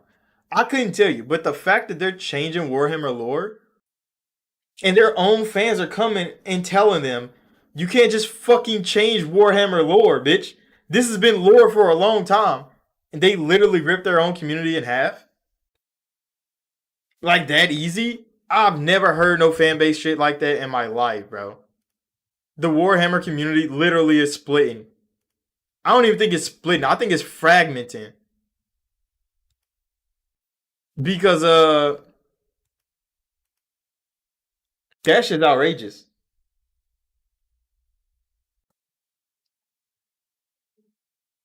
Yeah, cause I'm not sure why the fuck Warhammer would do that to their own fans, bro. Yeah, cause what could be fucking that, bro? They're tampering with everything. They're tampering with every fucking thing, and it's like, why? And they thought their friends were their fans are just dumb, bro, because they changed this shit and they posted it, and their fans was like, that's not real, because the lore states, and it was like, nah, this has been a thing for the whole time, and their own fans are pulling out old ass lore books from like 1765, like ancient ass fucking lore books, and reading it back to the people that run fucking Warhammer. Like, bitches, y'all not you know y'all own history. And I'm like, what the fuck? When you have your fans coming out telling you, bitch, you don't know Warhammer history, get the fuck out the office. It's crazy. It's fucking crazy. That means they didn't care enough about Warhammer. You said, you know, they're coming for GTA. See, that's one thing I don't expect Rockstar to do is cave to the societal norms that they had. All the lawsuits that they went through from GTA 4 to GTA 5, GTA 5 Online, with all those parents saying you're making our kids violent. All that shit has happened, and GTA is still GTA. I don't think Take Two and Rockstar Games give a fuck about the agenda. And that's one game that I hope that they don't give a fuck about the agenda. They stay just as Rockstar has ever been with GTA, and they put out the game they know society needs. The most offensive, the most abrasive, the most vulgar game they could possibly build. I hope that's what Rockstar delivers.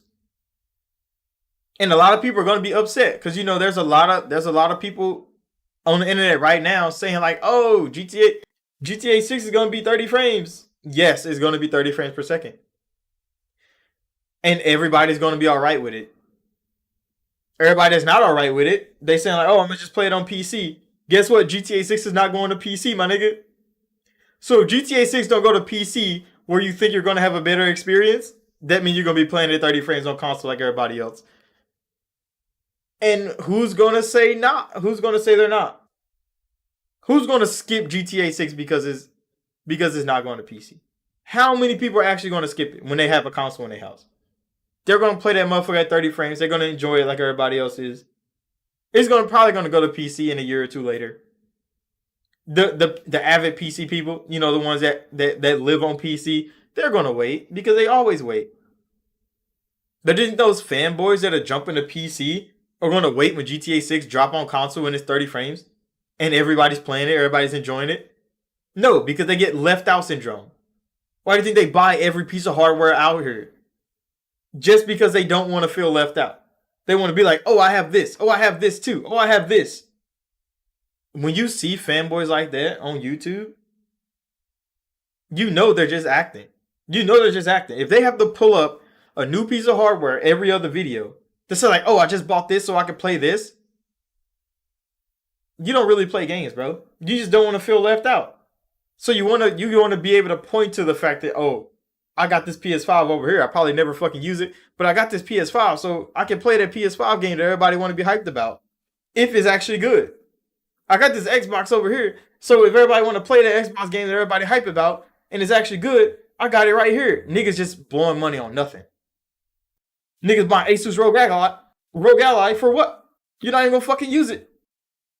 You're not gonna fucking use it. Niggas got a Steam Deck too. Why do you got both? It doesn't make sense. They do the same thing. It's like when I see stuff like that, I'm like, what are you really doing? You're just preparing yourself for being on one side or the other. You're not actually playing games, bro. You're not actually playing games because it doesn't make sense why you have all this tech when they all play the same games. It doesn't make sense. You said to play that game at 60 frames or higher, you need a rig better than the size of a damn chair. Facts. GTA 6 is supposed to push mountains, nigga. You gonna need that what is that? What is that graphics card that Nvidia built? Remember the biggest graphics card in the world? They dropped that fucking video and it's like fresh out the oven. That shit was fire. But like you gonna need that fucking graphics card.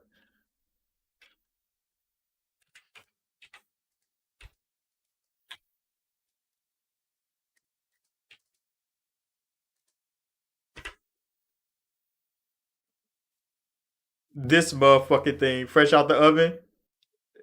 Because that nigga's funny for this. Hold on, I gotta pull it up real quick.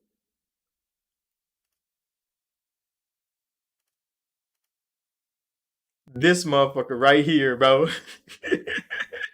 This thing right here. This video is so far. Cause he get the fucking oven mitts and it's like, what is he cooking up? And he pulls this motherfucking monstrosity out the goddamn oven, nigga. And he's like, the world's biggest GPU by Nvidia. That shit is massive, bro. This is what niggas are gonna need to run GTA 6 on PC. They gonna need that motherfucker right there. That's crazy. But nobody's gonna have that shit because it probably costs like fucking $10,000 or something. Fucking Linus Tech Tips, bro. Why the hell does this nigga stay lying to his fans?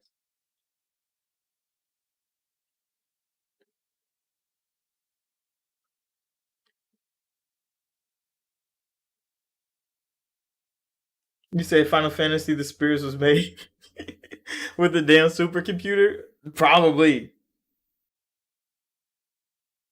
That shit's outrageous though. So yeah, I mean, people gonna be barking about 30 frames on console for a long fucking time because as long as games keep getting better, consoles are gonna be underpowered every time. And then they get on PC. When the motherfuckers skip PC, like GTA 6 is like, what you gonna play it on console, nigga? You gonna play it on console, nigga?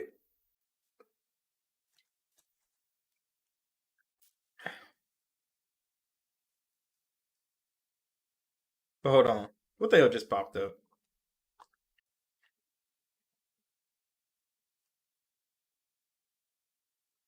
Motherfuckers talking about Helldivers? Why? New Xbox games to AR. Why the hell do people keep dropping rumors that Helldivers is coming to Xbox? It's not fucking coming to Xbox, bro. You said the hope that Xbox handheld has access to Steam. They're gonna talking about Helldivers coming to Xbox. Yeah, that's what I just saw. And I'm like, that's not real, bro. Because one thing PlayStation won't do.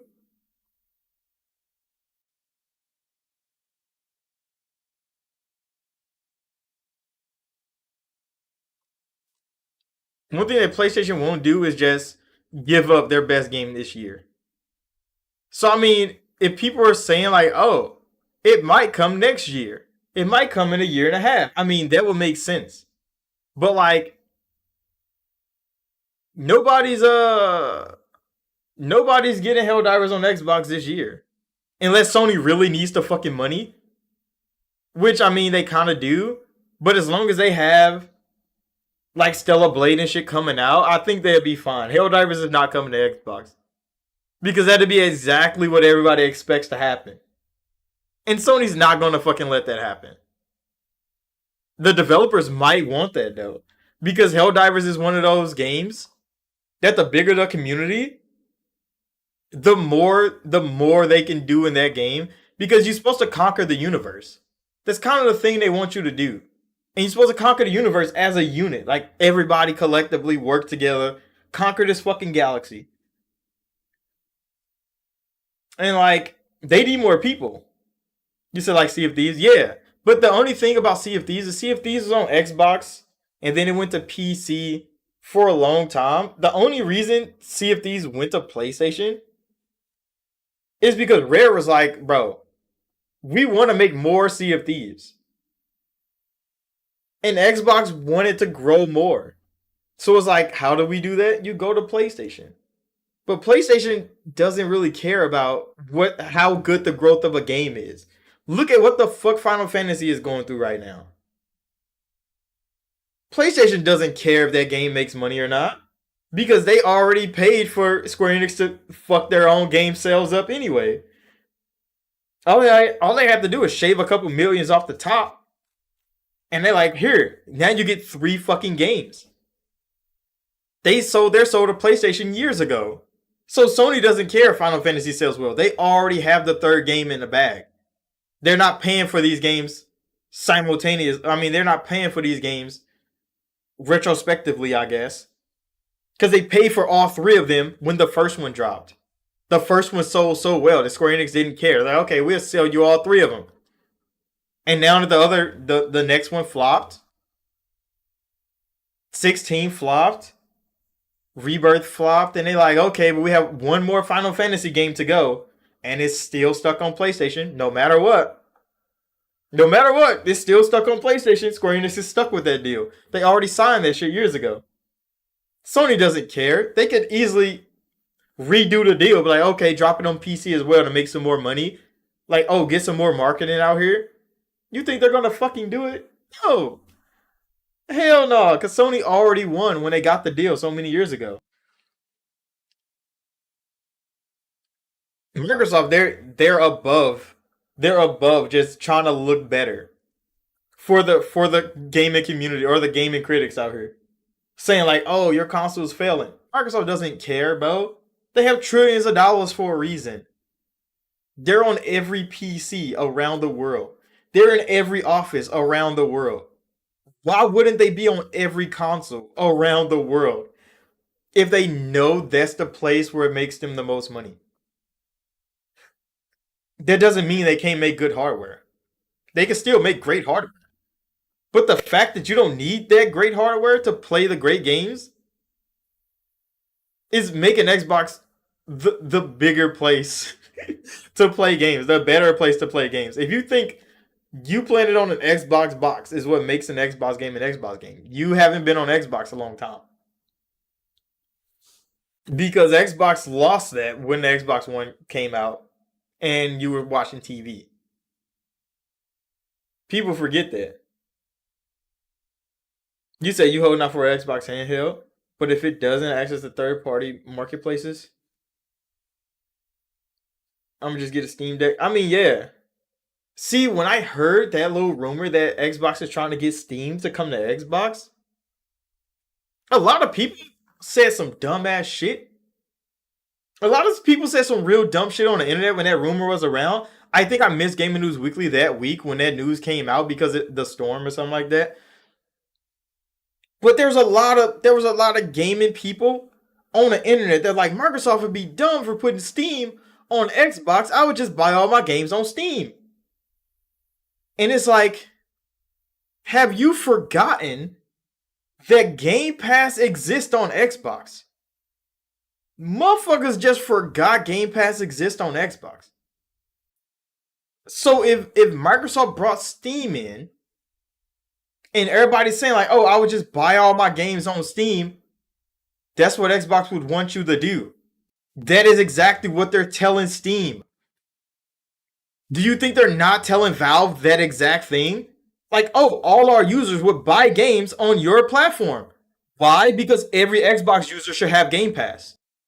Because Game Pass gives you every Xbox game already. So if you have every Xbox game on Game Pass all the time, you don't need to buy anything from the Xbox store if there's a more competitive store with more competitive prices for everything third party.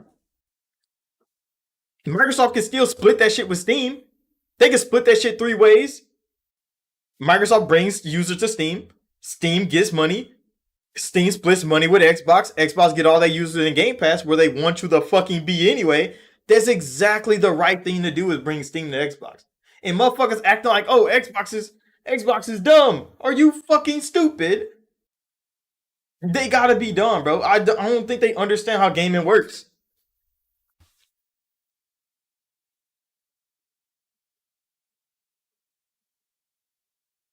You said Sony would make money off hardware that they didn't have to sell if PlayStation 5 to play. PlayStation doesn't make enough money from just selling hardware. Yeah, like I don't understand how people forget that part. That we've known this for years since we were young, that the hardware sales of a console is just the popularity of the box. How many boxes they sold to how many stores to how many customers. Software is what sells. That's why the biggest company in the world, the most valuable company in the world, is what type of company? Do they build houses? Do they sell bricks? No, they sell fucking software. They sell software. Microsoft is the biggest company in the world. And what do they sell? Fucking software. So if they sell software, why are y'all bitching that their hardware sales aren't selling very well? And it's the fanboys online that preach this fucking dumbass narrative. If the biggest company in the world is a software company, why would you think they cared so much about hardware to try to force you to buy it when their software sells more than everybody's hardware in existence? Everybody hardware is running their software. That's a crazy ass thing, isn't it? But for some reason, dumbasses just don't think that way. They're just on this fucking roller coaster. Oh, their hardware doesn't sell. They're gonna fail gaming, and it's like, why are they investing trillions, billions of dollars in gaming then? Why are they pushing this shit with the cloud? Why are they pushing gaming forward so fast that government regulators don't even know how to react to it? But you're saying, oh, they're failing gaming because the Xbox isn't selling. Fucking dumb, bro. You say they sell consoles a lot and make money off software. Yeah, that's what used to happen. That's what used to happen. They used to sell you box and then sell you software on top of box. They could almost give you box for free because the company wasn't making money off every console sold, because every console sold was sold at a loss. They will build you a box and sell it to you for less than what they built it for, just so you can buy the box and buy the software on the box. But people forgot that's how it went. Because then they start hearing like, oh, Sony can sell 100 million consoles. Yeah, Sony sold 100 million consoles, but only sold 20 million of their biggest franchise. Do you not hear what the fuck is going on here? Because if Sony can sell 100 million consoles, but only get 20 million of those consoles to actively play their game, something's off here. Because it didn't used to be like that. When Halo was coming up on the original Xbox, almost everybody that had an OG Xbox had fucking Halo. And it was selling. Like, wow, it was one of the biggest openings in history of everything. In history of entertainment. People remember. But for some reason, now the narrative is shift that, oh, you need console sales out here. Says who? Because the software company is the biggest in the world. And they saying, oh, my software is just gonna run rampant through everybody's console and PC, and we're gonna make fucking money. It's so wow. You said Xbox gets access to third-party marketplaces. This is what I think will happen. Microsoft will publish almost everything to PlayStation and return PlayStation is going to go day in day on PC. Consoles are going to be thought of like phones, and it doesn't matter what kind of phone you have, just a preference. I mean, right now consoles are kind of like that outside of like the console exclusive, because we know those things exist. Everybody have their franchises that haven't went to somewhere else. But if Xbox gets third party stores on Xbox, I don't think they publish everything on PlayStation. Because what I would think they would do is they would try to get PlayStation Store on Xbox as well. Because they will start with Steam Store, Because Steam is the biggest PC publishing store. Everything goes to Steam. Would everything be Xbox compatible? It'd be a smaller version of the store, kind of like the Steam Deck has, where like everything doesn't run well on a Steam Deck, but you can always try it out. Just download it and see if it runs on your Steam Deck. Some games actually Steam Deck compatible. It says it in the store. So if Xbox can get Steam on Xbox, all the games wouldn't be optimized for Xbox. But would they run on the software? Some of the games would, because some of those games would have came to Xbox anyway. But some of them, you probably just buy a game that launches on Steam and it runs like shit on the Xbox, but it's not made for Xbox. It's just made with these settings in mind. Yeah, I would think it'd be the same thing. So devs could be like, okay, can it run on base hardware of Xbox? Because Xbox would be in like the requirements, like oh, you need like a 2070, you need an SSD, and you need 120 gigabytes of memory. Does Xbox fit those requirements? Then it should run the game pretty well. If Xbox doesn't fit those requirements, just like some people's PCs don't, then the game might run like shit on your Xbox. I think that can kind of be the thing. But I think if Steam came to Xbox and it worked out, everybody got on Game Pass, everybody bought their shit off Steam. Steam wins, Xbox wins, everybody's making money in this big ass circle. PlayStation will want to get in on it. Either they put all their games on Steam so then they can make money on Xbox without having to quote unquote put their games on Xbox because all the PlayStation games are on Steam anyway. Or they would try to get the PlayStation Store on Xbox. So then people can buy PlayStation games from the PlayStation Store on Xbox. So then PlayStation wouldn't be like, oh, they're not on the Xbox Store. You have to become a PlayStation user to buy PlayStation games on an Xbox. Technically, an Xbox will still get their 30%, Sony would get their 70%, and everybody just go about their day. But Sony doesn't look like they're confiding with what Xbox has done. Because remember, Xbox just published games on PlayStation. That's all they do. They didn't put an Xbox store on PlayStation. They just publish games to the PlayStation store. And PlayStation does with those games what they will. They might drop them bitches on sale a couple times. They might pay Microsoft, put them motherfuckers on PlayStation Plus. It's a thing that you can do when you publish a game to somebody's store. But if Sony can find a workaround and still get paid, they definitely will. That's why they start dropping their games on Steam a year after the game comes out, 2 years after the game comes out, 6 months after the game comes out, to find that workaround so then they still optimize how much they sell on console before they officially announce the PC version of the game. Because they're still trying to look like the old Sony by trying to build the new Sony behind the curtain. It doesn't make sense. Like, come out and say, hey, we're going to PC, bro. PC is a great place. It's a market that everybody's fighting over. Steam controls 90% of it. We can all fight for 2% of the rest of it. Or you just go to Steam, where everybody lives anyway, and make fucking money. It doesn't sound like a bad idea. But yeah, I think if Steam did come to Xbox, it would be a little badge on there that'll say if it's Xbox compatible or not. Because a lot of games launch on Steam every day.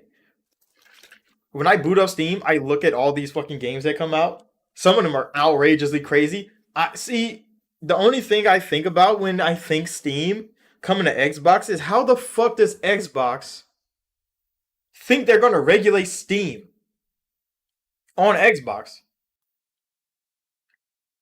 Because Steam got some adult-only games on their shit. They got adult-only games on Steam. Xbox doesn't have any of those. Xbox has mass censorship. Xbox has all kinds of fucking regulations to go into their storefront. How the hell do they keep the adult-only games off of Xbox if Steam comes? Because there's no fucking way you're going to allow that.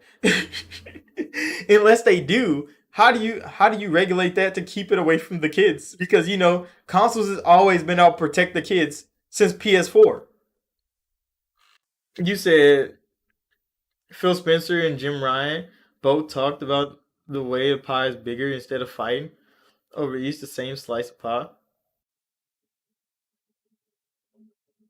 Yeah, because they wanted to grow gaming for so long that, I mean, when they got the COVID-19 era, they grew gaming. But once they grew gaming, everybody expanded in gaming because gaming was growing. Everybody was playing games, everybody was buying games, the money was high. But now, since gaming stopped growing again, it got this fucking big, but then it stopped growing. So now everybody is reducing how much they're spending in gaming because gaming has grown, but they're still trying to make the same amount of money while trying to cut costs at the same time, which is going to shrink gaming back down to how it was before. You said the first game you're gonna buy on Steam is the foot bottling game. See, but those games exist on Steam for that exact reason. You can just buy random ass games on Steam. People who have a great idea, they get some software like Unity or fucking Unreal Engine, and they go make that, and they post it on Steam, and they just wait for that motherfucker to pop off on somebody's YouTube channel, or some fans just latch onto it, like fucking, what is it called? That one weird ass game. Like Among Us did it, Fall Guys did it. Uh, what was the game called? Everybody was just playing. It was like a hyped ass game. All these YouTubers were playing that shit with their friends, where you like go into random buildings and then like loot stuff for the company. Lethal Company. Yeah, it was Lethal Company. Like Lethal Company blew up, Only Up blew up, and all those games are just random ass Steam games. They're not made by big publishers. They're not even marketed to people. They just find an audience, and that audience grows big enough to reach a mainstream audience, like a YouTuber, a content creator, and then it just takes over. And it takes over for weeks and weeks. And those are just random people making games. That is what Steam means to me. There's a whole lot of crazy adult shit on Steam, which, I mean, that's all fine too if those are the games you want to play. But there's no way Xbox can get a version of Steam and that's not there. So what I'm thinking is, how the fuck does Xbox have it there for the adults that want it there, but can also keep it hidden long enough? I mean, because it's only going to be a matter of time before some YouTuber be like, this is how you unlock all the adult games on Steam. And then all the kids on YouTube are just going to do that on their console. And then parents are going to be crying like, oh, my kid was just playing freaking How to Sleep with Hitler on Xbox. And like, because those games exist. And Xbox is going to be like, yeah, bro, but you got to sign some waivers. You got to get some forms.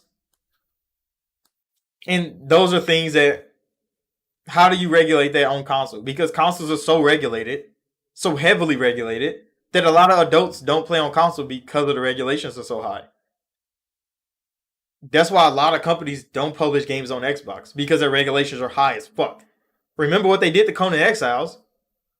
They butchered the fuck out of Conan Exiles for it to come to Xbox. And then it finally came. Everything's cool. But those hurdles that those indie devs have to jump through to get on Xbox is outrageous. And not every developer is going to want to do that.